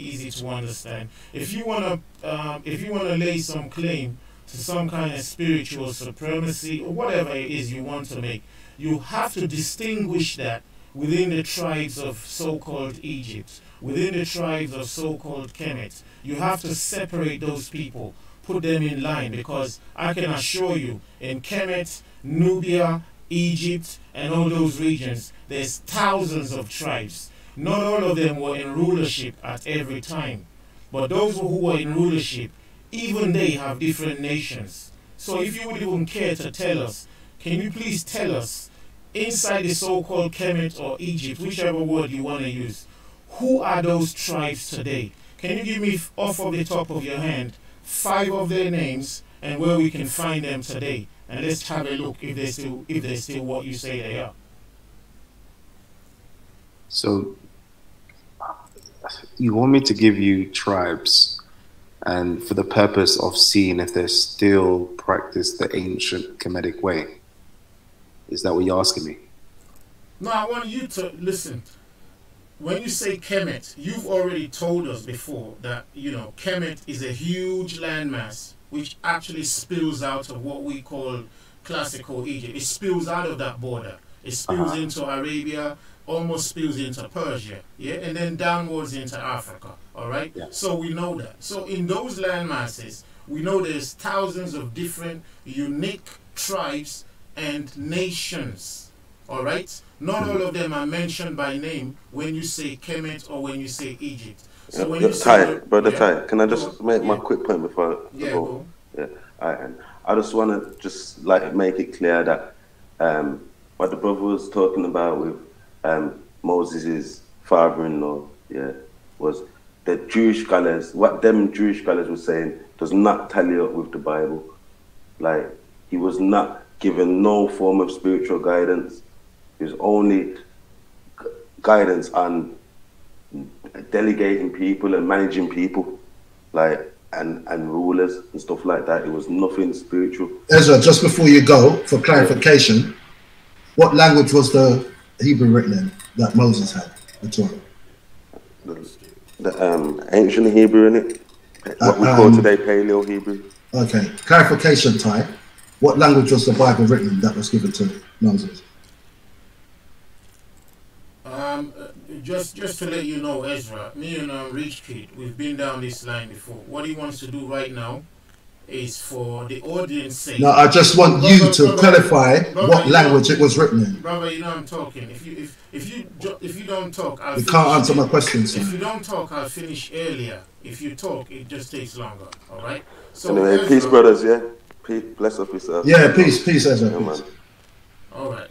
Yeah, just in case people are listening, I don't even think I need to answer that, because what you've done is do a tag team for Kalam so he gets off the hook and he has more time to think. Whereas you're going to deviate and distract and go on another tangent. So if Kalam can just answer the question we ask him, and when you're ready, Rich Kid, come on a one-on-one, let's do the debate, yeah? You want to debate me? Brother, so you're already doing it, yeah? So let Kalam answer the question. Yeah, okay, go on, fine. I thought you were talking to me. Yeah. Okay, I'm still asking, what is the purpose? Like, what do you want to do exactly? Because I don't want to waste the time. Well, I just asked you a question. Did you hear the question? Yeah, so I'm trying to figure out, so name me the tribes, and then which ones are still practicing the ancient Kemetic ways? Is that what you're trying to say? It's a question. I'm not saying anything, Brother Kalam. I know you heard the question. You probably just don't know what to answer, all right? Because I've never seen you take this slow to answer a question. So that just tells people exactly what's going on, yeah? It's twice I've asked the question. I'm trying to understand the question. Oh boy, I don't think Kalam don't understand this question. I think he don't know what to say. Repeating it one more time, just like, this is not the second time I've repeated this. We've done this the other time, yeah? I've said in ancient so-called Kemet that you keep quoting. If you want to call it Kemet, you want to call it Egypt, I really don't mind for right now, yeah? But what it used to be, according to what you even showed to us, was that it wasn't only limited by the so-called landmass of what we know as Egypt in people's minds, even on paper. Yeah, but that's a different conversation, isn't it? Can I finish with Kalam? Can I finish with Kalam? I'm trying to ask a question. Can I finish with Kalam? Yeah? Yeah, and so it spills into Arabia, almost spills into Persia, spills into the lower Gulf region, spills into Africa, all right? So with that, in fact, it doesn't even stop there. It spills into Asia. Kemet spills into Asia, in all reality. Now listen to the question. All those places put together under one name called Egypt or Kemet or Cush, because even in our scriptures, it tells you there's a king who ruled all the way from Ethiopia up into India, 127 provinces. All right. Now they don't all speak the same language. Just ask a question, T1, please, not a lecture. And they don't all have the same name as a nation. So can you give me the examples of those nations that were under the name that you gave us, Kemet or Egypt, and tell me where they are today, and tell me what they're doing, if it correlates to what you think Kemet is? That's all I'll ask you. Okay. So you have the Nubians, you have the Beja, you have the Kalenjins, you have the Chaluba, you have the Danites, you have the Copts, you have, I think that's about 7 so far. So what are they all doing? So the Copts are doing Coptic Christianity. The Beja, I believe they've converted all to Islam, but some of them still have their folk religion. The Nubians, the same thing. They're converted, but to either Christianity or Islam, and they still have their folk religion as well. Who else did I make mentions? The Kalenjin. I'm not too sure what they're doing. The Chaluba, the same as well. I'm not too sure. They might have been converted to, Christianity or so. Yeah. Go ahead. Yeah, you're not giving me any nations today. You're not giving me any. See, look, Israel came out of Kemet. Israel came out of Kemet, yeah, out of so-called Kemet and Egypt. We have a nation called Israel. Yeah, if our nation hadn't been destroyed, we would still be there as Israel. Now, we were not the only nation in there. What about all the other nations? You didn't even mention Ethiopia. You didn't mention Ethiopia. So you must be reading from Google somewhere. You didn't mention Ethiopia. You have didn't mention Ethiopia. What about Ethiopia? Was Ethiopia also among Kemet? No. It wasn't. No, let me just talk. So you have the Copts, okay? They're not a nation at present because even though they're part of the Egyptian nation, they're one ethnicity inside, which is being dominated by the Arab Egyptians, right? Then I made mention of the Nubians, okay? The Nubians exist in Upper Egypt, which is another ethnicity which is dominated by the Arab Egyptians in total. They're part of the Egyptian nation, but they're one ethnicity within inside of Egypt. Then I spoke about the Beja people. Yeah, the Beja people. They're also in Sudan and Somalia region as well, right? But they're one ethnicity that don't make up the whole of Sudan and Beja, okay? And we can continue and go on and on with the other ethnicities as well. So these are different ethnicities that were part of, right? But they don't, most of them don't have their own nation. They're just ethnicities within inside of the whole. Is Kush part of that old Kemet, old Egypt? So Kush, at certain points, would have been part of the Kemetic Empire, and other parts, they would have been their own independent empire, or at certain points, they would have taken over what we consider to be the Kemetic Empire. Was Meroe also part of that Kemet? So Meroe or Meroe is not actually an ethnic group, but it's no, that's not the question. See, you love to dodge questions. That's not the question. I'm just making a clarification for you. So, because we're talking about ethnicities, we're talking about empires. I just want to make a clarification to everybody who's listening in so they don't get confused. So Meroe was a particular location in Sudan, Sudan region, okay, and that was ruled out of Meroe. It ruled during the Roman. You're answering the wrong thing because people get they'll get slated with that. I won't remember the question anymore. You just said yes or no, or and then. Sorry, can I just interject because it's going to go back and forth, and I need to go. Just Ty. No, just for clarity. No, I need to go. You're trying to relieve.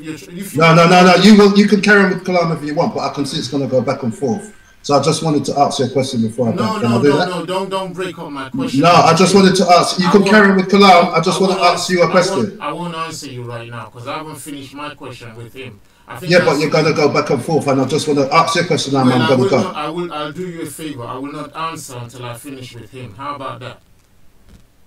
Okay, go.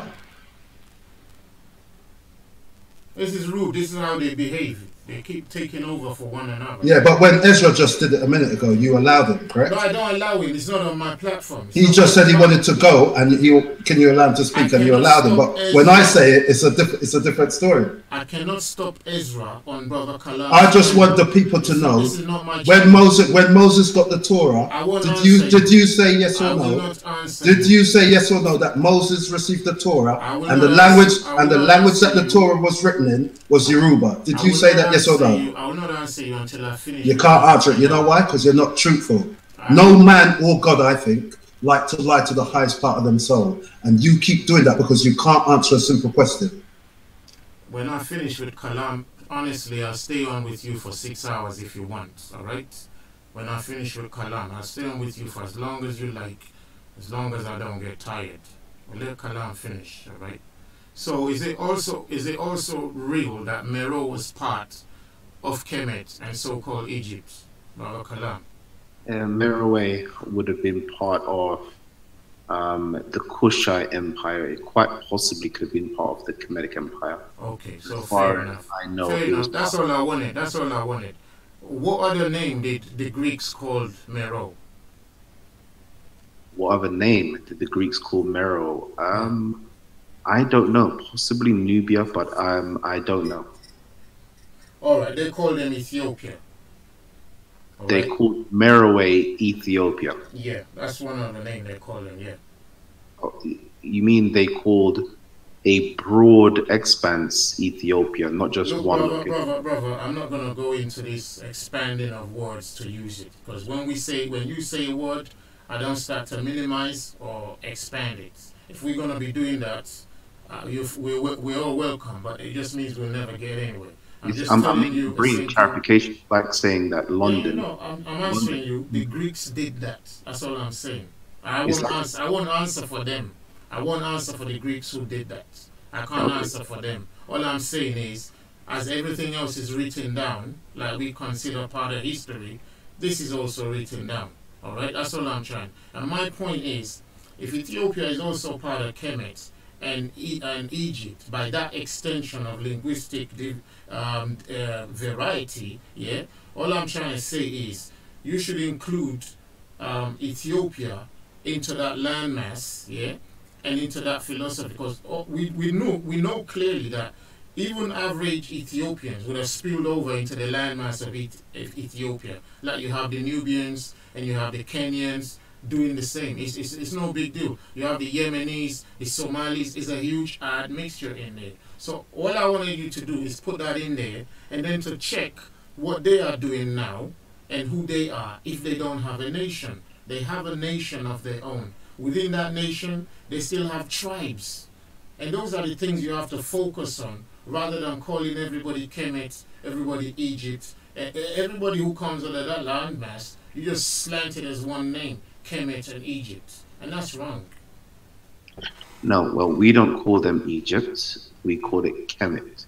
That's what I just said. That's what I just said right now. Because you use the words interchangeably sometimes. And it's hard to I would use the term ancient Egypt, or I would use the term Kemet, because those are the right terms. Egypt is only something that is modern, and it's the boundaries of what we know. Well, we talked about that yesterday, and you agreed that it was the Greeks who gave that name, because I keep going back to that. So I don't think it's an issue here. The issue is to focus on the tribes that were in and around and near that area you called Kemet, because you can't even account. You see what you've done? You're not even accounting for the tribes in the way they exist today. Not all of them retain the names that they used to retain in those times. Many names have changed for the convenience of today. Those are the examples I'm hoping that you can give me to show me that you can still see those people in Kemet. Because you mentioned the Copts and a couple of other names I can't remember in Egypt. Yeah, but they're still in that landmass called Egypt. But that's not the only people and place under the Kemet empire, is it? No, and the people that I made mention of, for example, the Beja people, they're in Sudan. There you go. So now Sudan today. Now that's what I'm trying to get at. The Belgian people in Sudan. In where? Where is it? Sudan, Eritrea, and the Somalia, Eritrea, and Ethiopia. There you go. So that's what I'm talking about as names of new nations or tribes. Just the same way Israel had its own name and tribe. And according to our eschatology and history, we still retain the name Israel.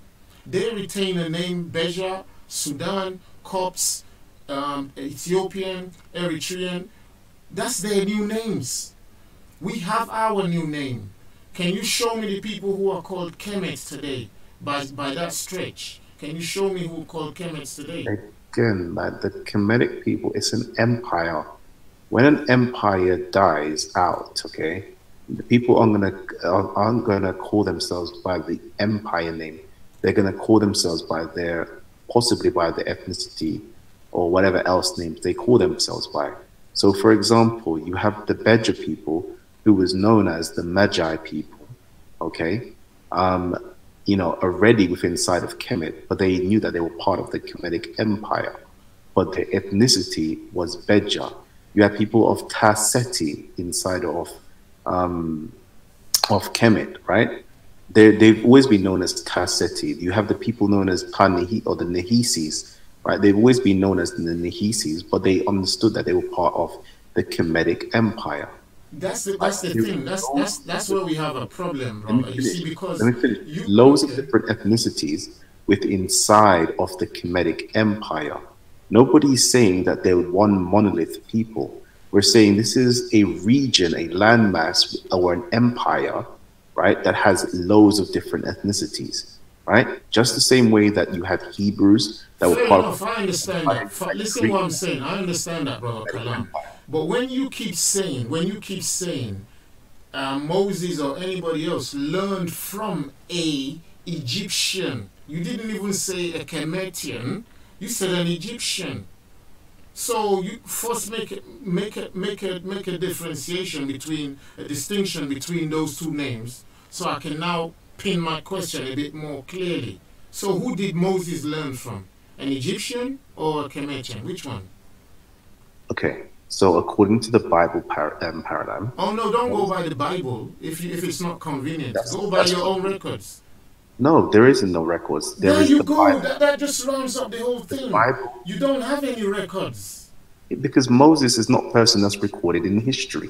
No, brother Kalam, you don't have anything. The Bible's doing you. You're asking him for evidence, and then you're speaking over him, Ty. I mean, how can he explain himself? Me and him are talking to each other. Yeah, but you're talking over him. I can't even hear him. Everybody's trying to listen. You're asking for a thing. Let him give you the evidence. You're always the same secretary. Come on, Ty. You're asking him a question. Just let him explain himself, and then you can go in. It sounds like you're crying. But if you're talking over him, no one can hear you. That's the problem. Sounds like you're crying for Argentina right here. Okay, so I'm going to mute Uncle Ty, right? And we need to just have some order, like one person at a time speaking. You asked for a question, asked the question, I answered you the question, but you were actually speaking over, and a lot of people in the comment section, are saying that you are cutting over. Like, so again, let's jump back into it. So Ty, if you've got any other questions, lay them out, but let me finish answering. I just said to you, make the distinction between when you say Moses learned from Egypt. You always quote in the Bible, but you make it sound like Kemet have any history to tell you about Moses, and you don't. That's number one. Now, even if you want to just like kind of circle around Moses, go off tangents and say he did exist somehow, yeah, you need to tell us with distinction, whom did he learn from? Did he learn from Egypt as a landmass, or did he learn from a certain people? And distinguish that people clearly from what you now say is the empire of Kemet. Because I want to hone in. I want to hone in properly. Yeah, that's what I want to do. I hope you see where I'm going. Okay, no problem. So according to the Bible, it says that Moses was an Egyptian. Moses grew up in Pharaoh's household. Moses, therefore, would have been schooled as part of the, how can I put it, the royal educational system. Okay?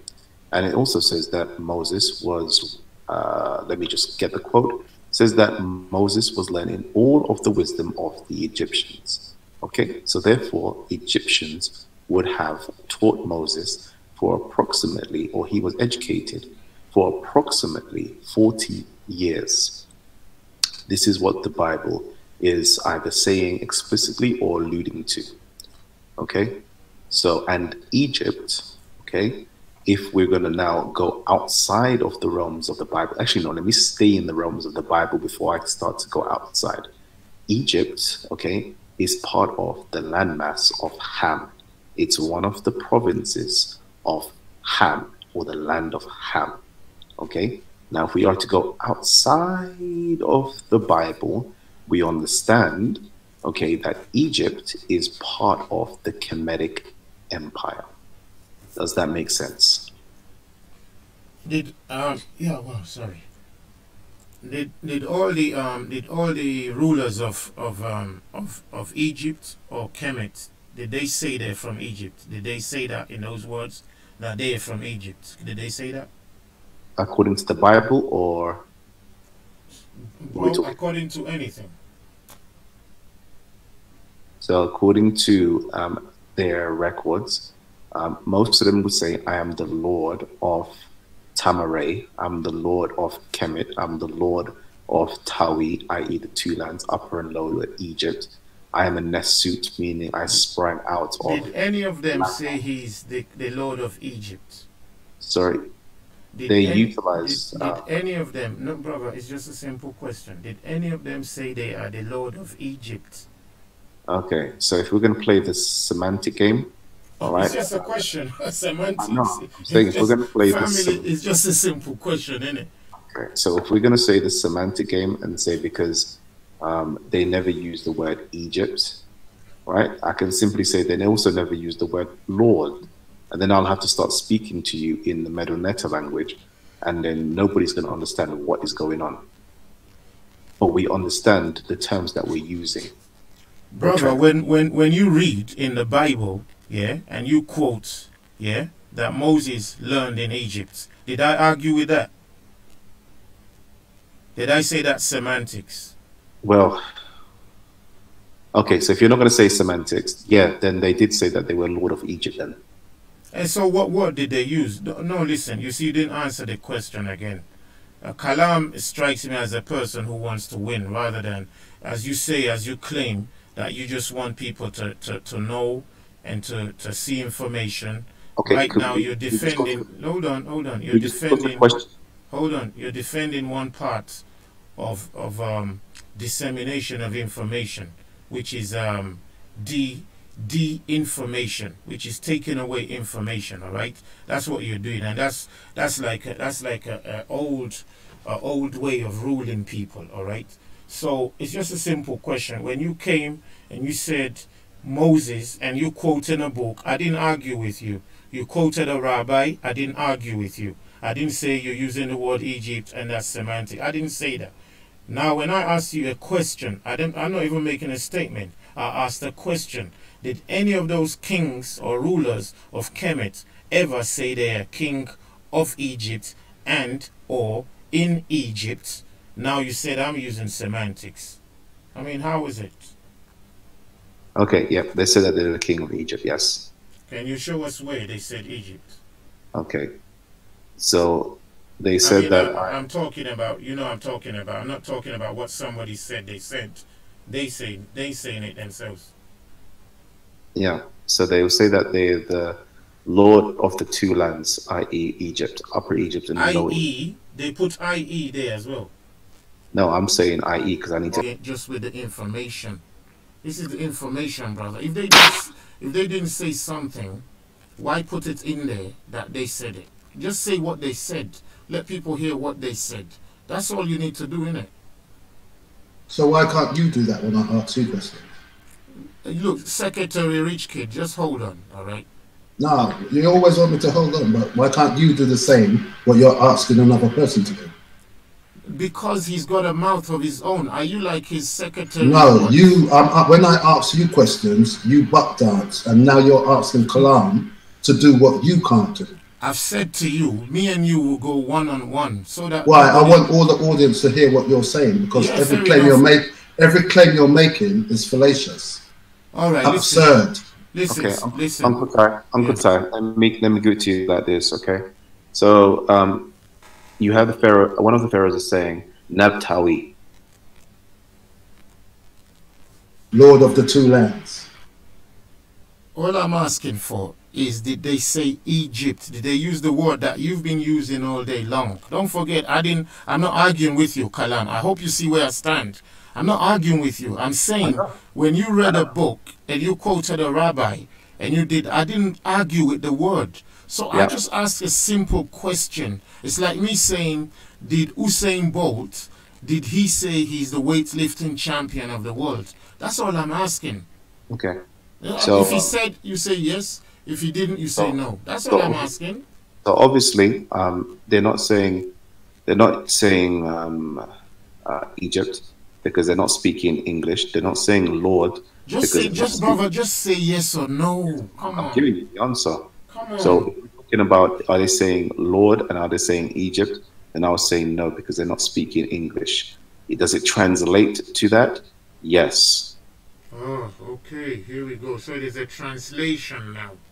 It's a translation service then, right?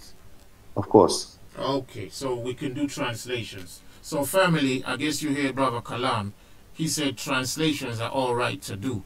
So if I said the Egyptians are also Yoruba, because that's the translation, I hope you can handle that. All right? If I say, look, our book actually tells us that Egypt is the servant of the Most High alongside Israel.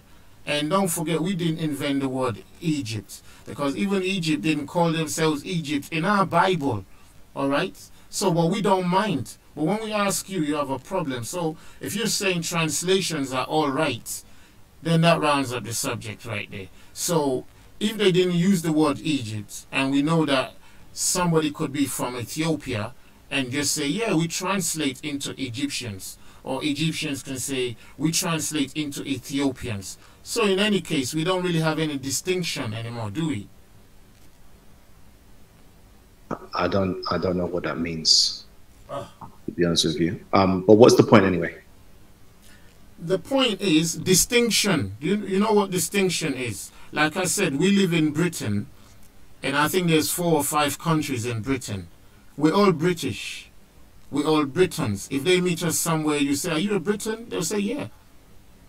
But they still got their own kind of like ethnicity, if you like. There's Palestine. Inside of the so-called landmass of Palestine, you've got ethnicities in there. There's Europe. Inside of Europe, you've got ethnicities in there. Okay. So if I'm getting you correctly, yeah. So yes, there clearly is loads of different ethnicities in the empire of Kemet. We've established that. Now, what's the next point? The next point is, can you then be distinctively separate when you want to tell us whom exactly did Moses learn from? Because you see, if we go into the book, for example, and we want to say Ethiopia learned from the people in the Bible, we would go and point it out to you that an Ethiopian asked an Israelite to teach him the scripture. An Israelite, not a Kemetian, not an Egyptian. We wouldn't use that big word, because we would home in with distinction to let you know, okay, these people may be called Egyptians in a broader sense, but when it comes to distinction, it's actually an Israelite. That's the distinction I'm trying to make in there. Okay, so we know that Moses was educated by Egyptians. Oh, Brother Kalam, let's stop this. Here we go again. Let's leave this alone for today. Let's leave it, because it's just repeating the same thing. Okay, can I ask my question now, since you want to leave it? If you're going to go with the distinction, Brother Kalam, I've made it clear already. Yeah? If you say in the Kemet, there are if you even said the person is a Copt, for example, that a Copt gave Moses that education, and the Copt is an Egyptian, the Copt is a Kemet. I can understand that. What you just saying Egypt is you just saying what you said 1 hour ago, which is like back again to you know. Uncle Ty, I can only give you what your Bible says, right? You're the Hebrew then, so you tell me, who did he learn from then? Okay. Because I'm only quoting to you what your Bible says. So tell me, who did he learn from then? All right, so what you're saying basically is you actually don't have anything if you don't have the Bible. That's what you're saying.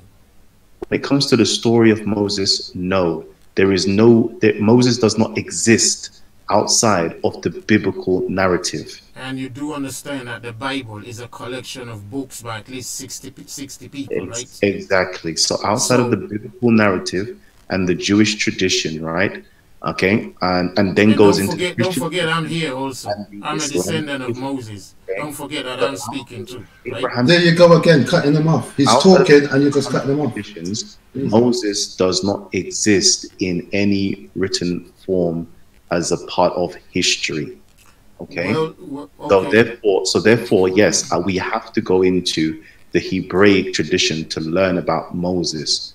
Otherwise, we don't find anything about Moses.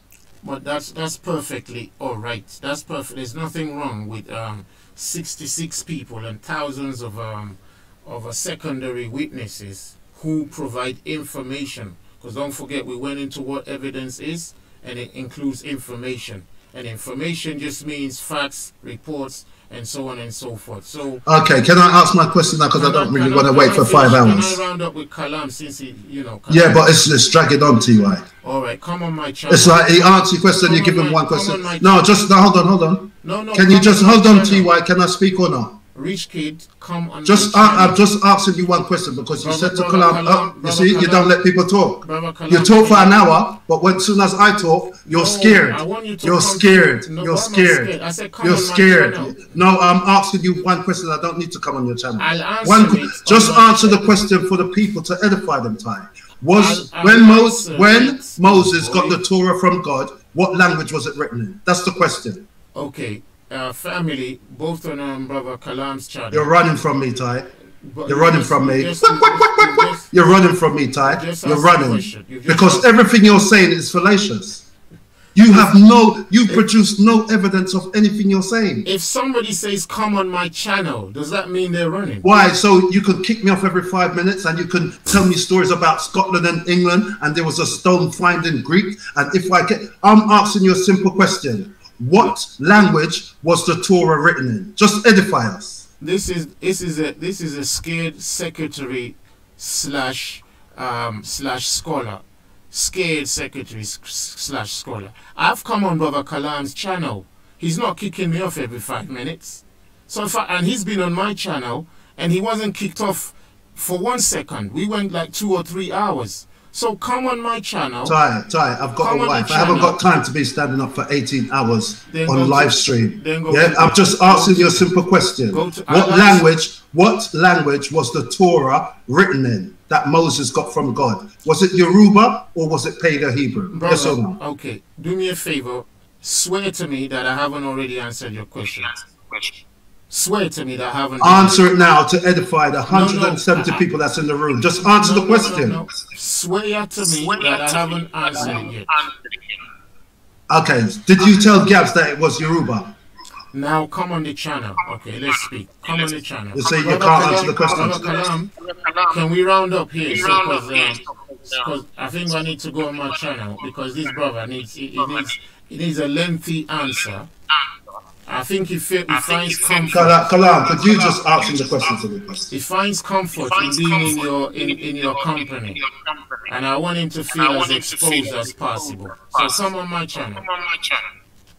Okay. So is there anything before? Because I want to go bed. We're gonna leave it for now. Me and you, brother Kalam. We're gonna leave it for now. If you keep bringing up titles like this. Ty, everyone in the chat room wants you to answer the question. Just answer the question.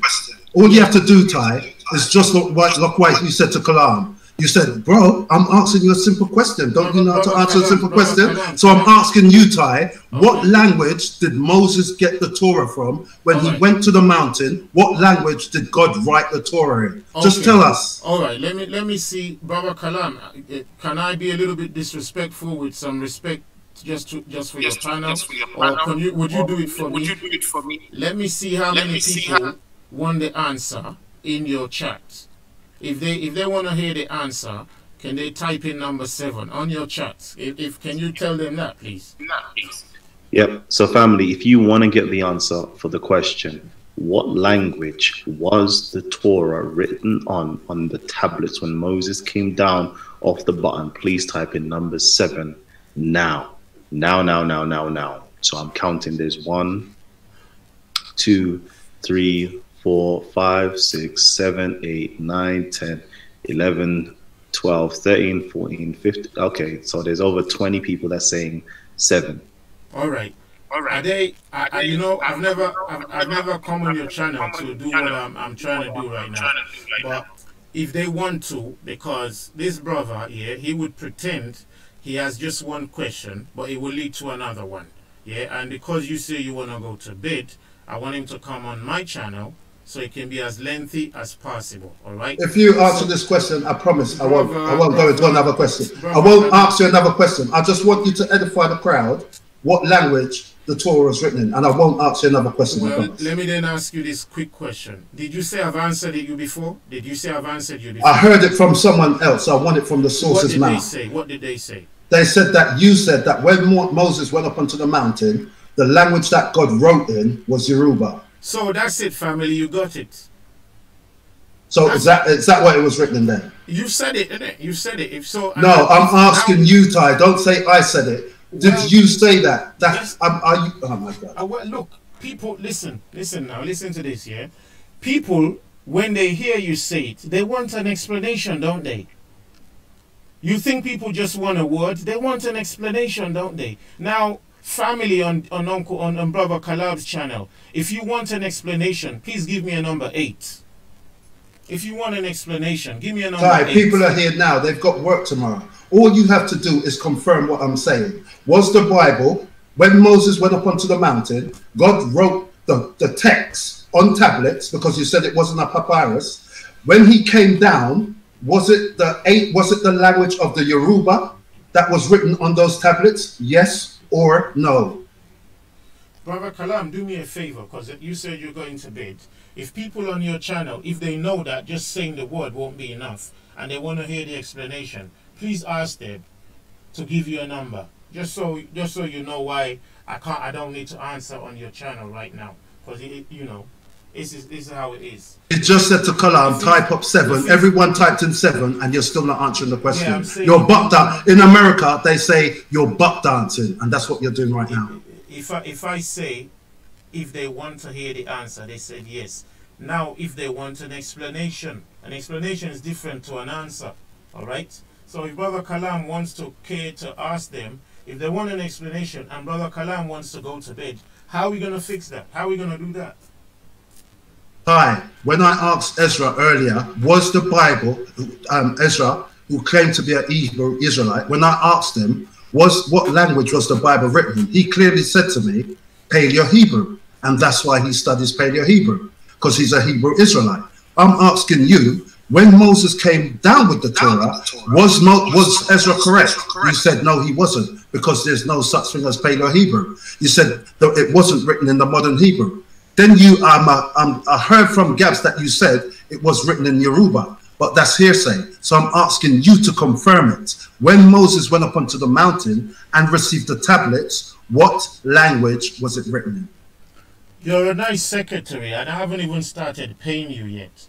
So what I would say is to Brother Kalam, as he needs to go, if people want an explanation, which I believe they're entitled to, they have to come somewhere we can talk a little bit lengthy, even if it's two of them. Yeah? So that's what I want to achieve right here.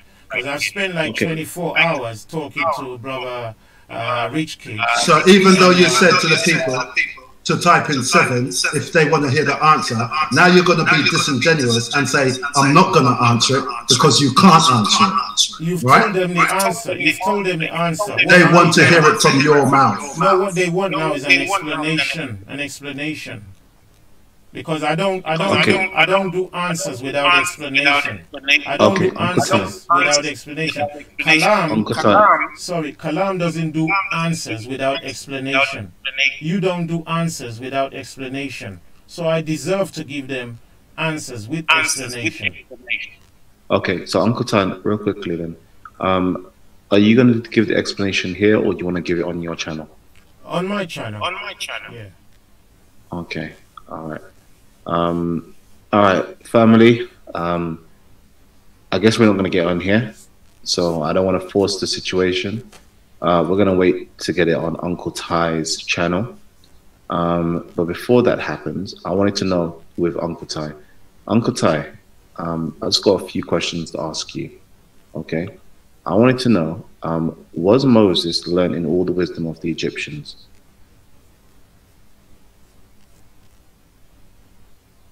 That's what the book says. What's the clarity is what the book doesn't say. All right. Now you see, when we write as Israelites, yeah, when we can brother Rich Kid, is your mic muted? It's a bit echoey. Let me just right. When we write from our own perspective, all right, in the Bible, we say Israelites had a feast to the Lord, yeah, we don't mean the kind of foods everybody else eats. But it's not clear to see that from a non-Israelite perspective. They wouldn't see that. So when we say wisdom, what are we talking about? That's the thing that I think that's got you brothers bogged down, because you thinking as Brother Rich Kid put in and Brother Gabs put in the other time, not even Gabs, I think one other brother, he said, so I don't even know if it's you, so all the paganism and all the idolatry we do, so you're telling us it's you who taught us then. See, but that's not the wisdom we're talking about. So the wisdom that Moses would have learned would be anything that anyone can learn from anybody. I'm learning a whole lot of wisdom from. Where's your source from that? Where's your source? Let me finish. I'm learning a whole lot of wisdom from English people. All right. I'm learning a whole lot of wisdom from Chinese people. I'm learning a whole lot of wisdom from Asian people. All right. But all of them. Ty, you're embarrassing Hebrew Israelites. All of them are under Britain. All of them are under the UK. All right. So, but when we put it, when they will talk, they will say Ty learned a whole lot of wisdom from the people of the UK, from the people of Britain. So, but now who is the people of Britain? It's all those individuals in there, not just one person. So you guys need to get it. You need to get a spread out, horizontal education on this thing. Ty, to most Hebrew Israelites that I speak to, you're embarrassing them. You're an embarrassment for Hebrew Israelite. You're not a good representation because you can't answer us. You go around dancing. We know what this is called. It's called rhetoric. It's an art.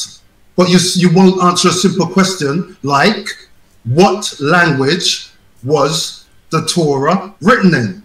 What was it? Stop telling me about Scotland and people come to my show just to hear. You could have explained that already. What language was it, Ty? In December, there's going to be a heavyweight boxing fight between Tyson Fury and Deontay Wilder. Kalam, I'm going to wish you good night, my brother. All right. They're going to do a fight in December. Deontay Wilder and Tyson Fury. If you look at them right now, they're advertising the fight every single day. So I'm advertising my statement and my answer. And if people want to watch the fight, they can come on the HIT. That's all I've got to say. Okay, good time. So let me just finish with you real quickly. So you said that. So I want to know: did Egyptians teach Moses? Yes or no? Just like real quick fire question. Of course, they teach Moses. Yeah. Okay. So and he learned the wisdom of the Egyptians. That's what our book says. Yes. Yes. Okay. Another question I want to just ask you, just to see. Did Moses go to Cush? What do you mean Cush? Meaning the land of Midian. Say that again. The land of Midian. Well, I don't remember what you mean Cush or Midian like that. I don't remember. Can you maybe remind me?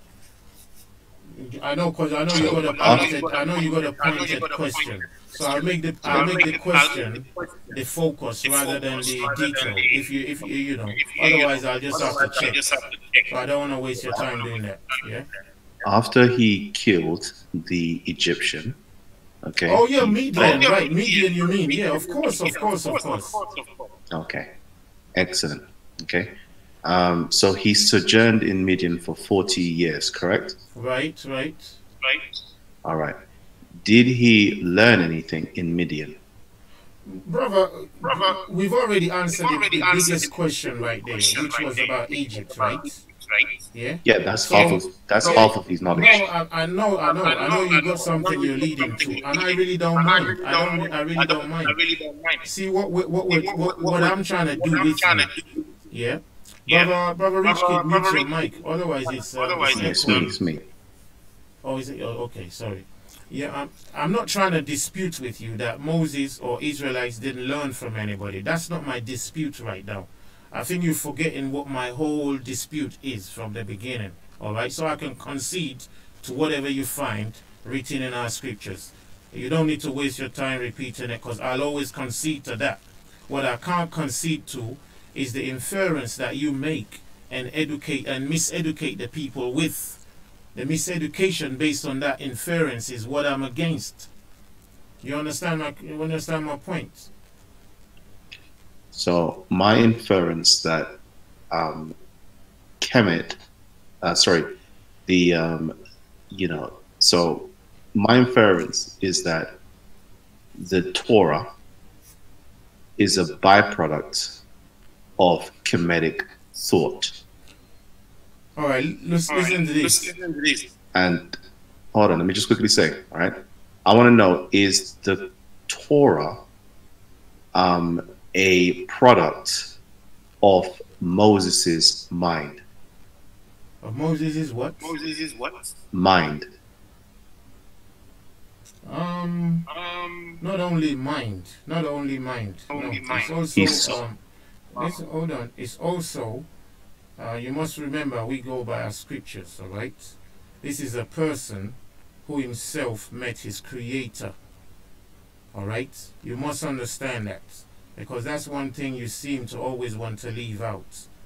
And maybe this is the problem now, because you're going to say you don't, I don't know if you're going to say you don't believe that or you believe that, yeah? But you must understand, if you're going to be quoting our book, Moses actually met his creator. I think you're underplaying the importance and significance of that exchange. And don't forget, our creator always tells us that before we were even formed, he already knew us. The creator already knew Moses. Everybody he wants to use, he already knows them before they were even formed.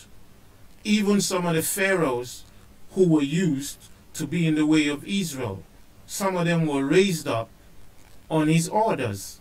Not to say they don't have a choice, but to say in the case of Moses, he has a divine connection to his creator that gives him wisdom that has to be used between human beings. And when you look at the example of our Christ, you can't be flesh and not mingle with flesh.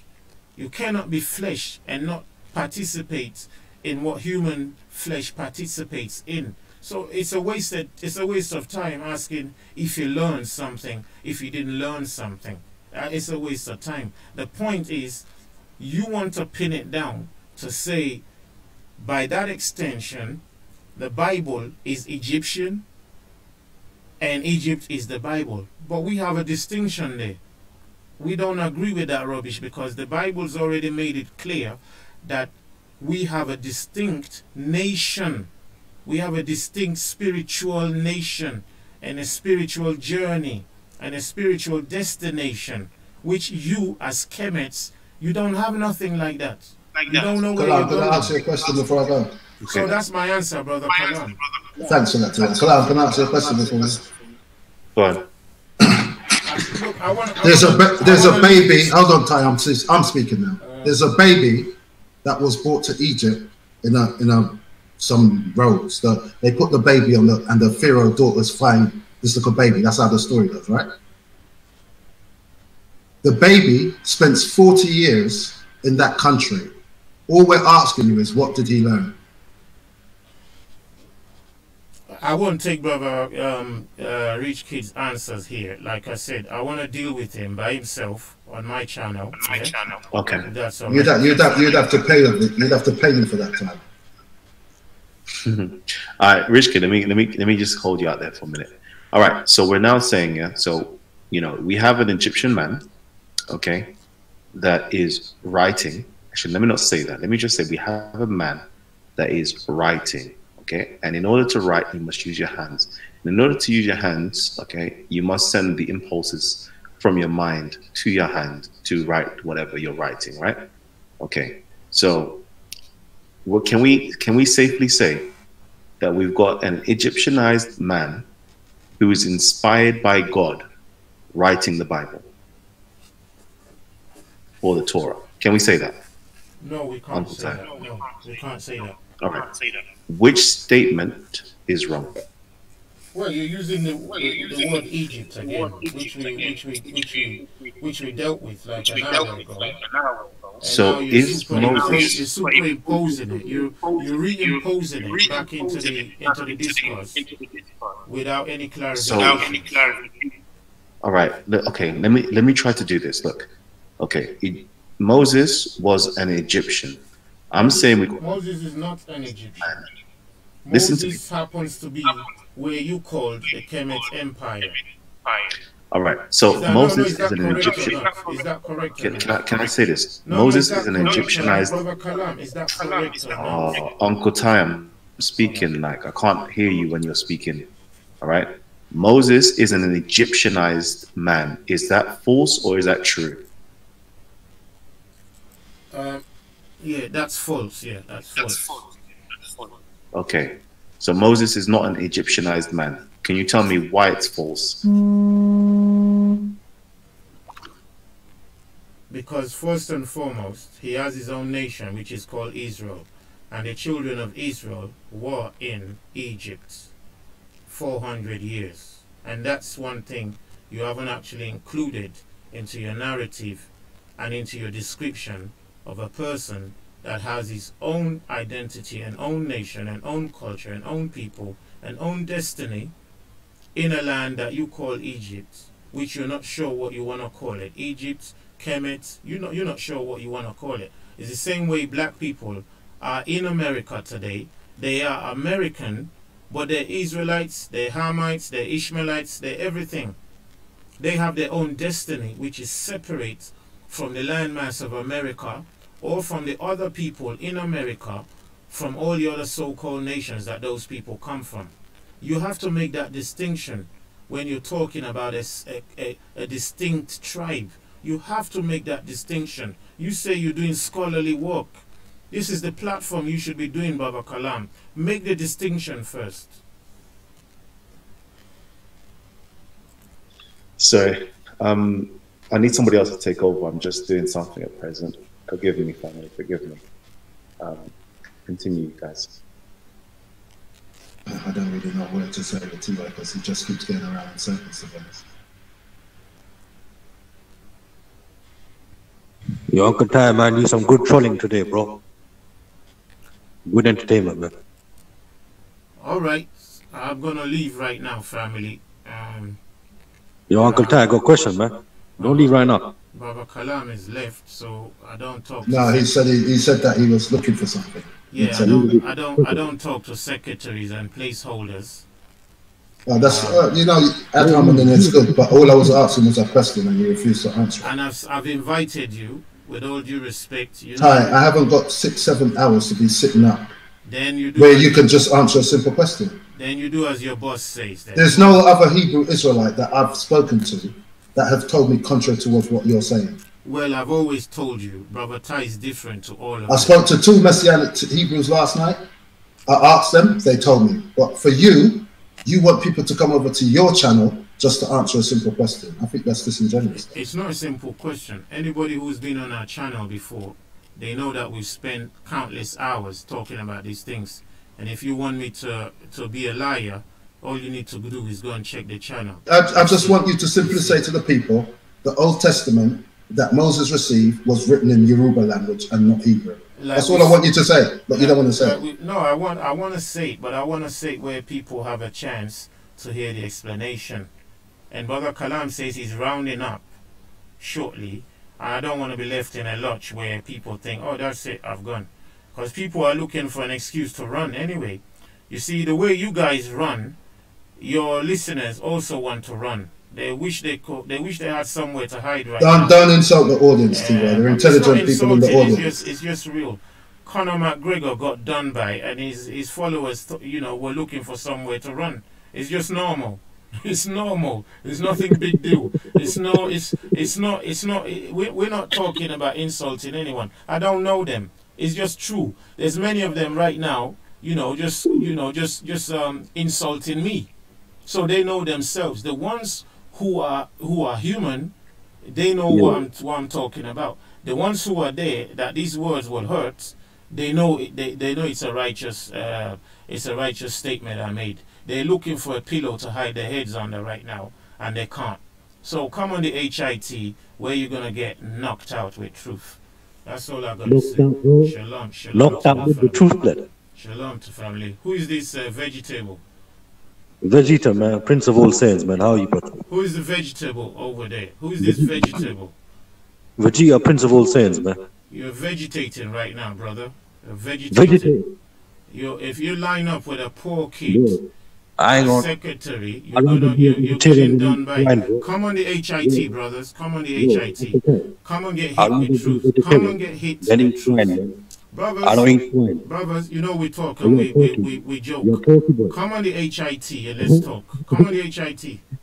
Yeah, Your Brother uncle Kalam is tired. He needs to go to his become a bed. vegetarian. I do this thing longhand Stop because eating swine, man. it's what I got to give you, brothers. You All right. buying swine So, from Polski first. so come on the HIT. You go. So all my respect to Brother Kalam, all my respect to Brother Kalam, and all those people in the chat right now. For those of you who want to hear the explanation, I don't want you to like me. I just want you to hear the explanation. You can come on our channel, yeah. So come on the channel and let's do it. So shalom to Brother Kalam and everybody else right now. Yeah, that's it. That's it. Yeah, just want to tell the people, man. It's better to be vegetarian than eat swine, innit? None of that swine around it. What does that mean? Right, family.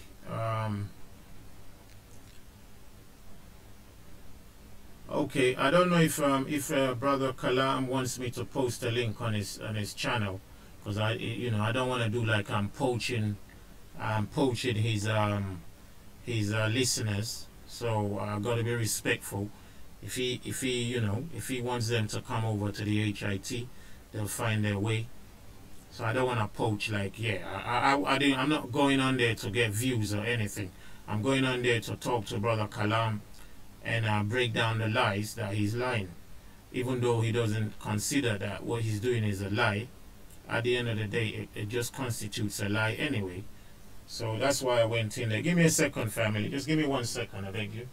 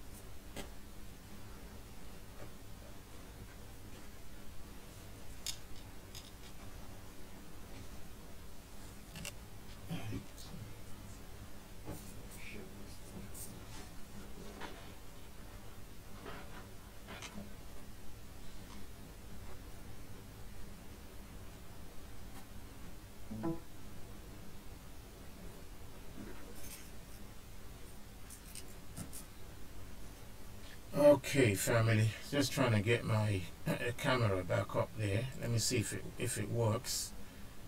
Let's see.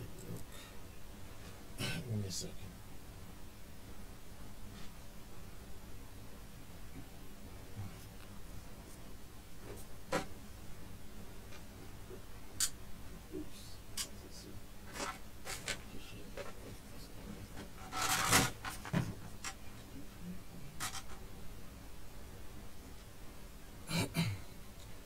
Okay. Excuse me, family. All right. Right. If that brother wants to come on the channel, that would be nice. We'll be able to take his question on our channel and go as far as possible that we might need to talk. But until then, it's going to be hard to answer one question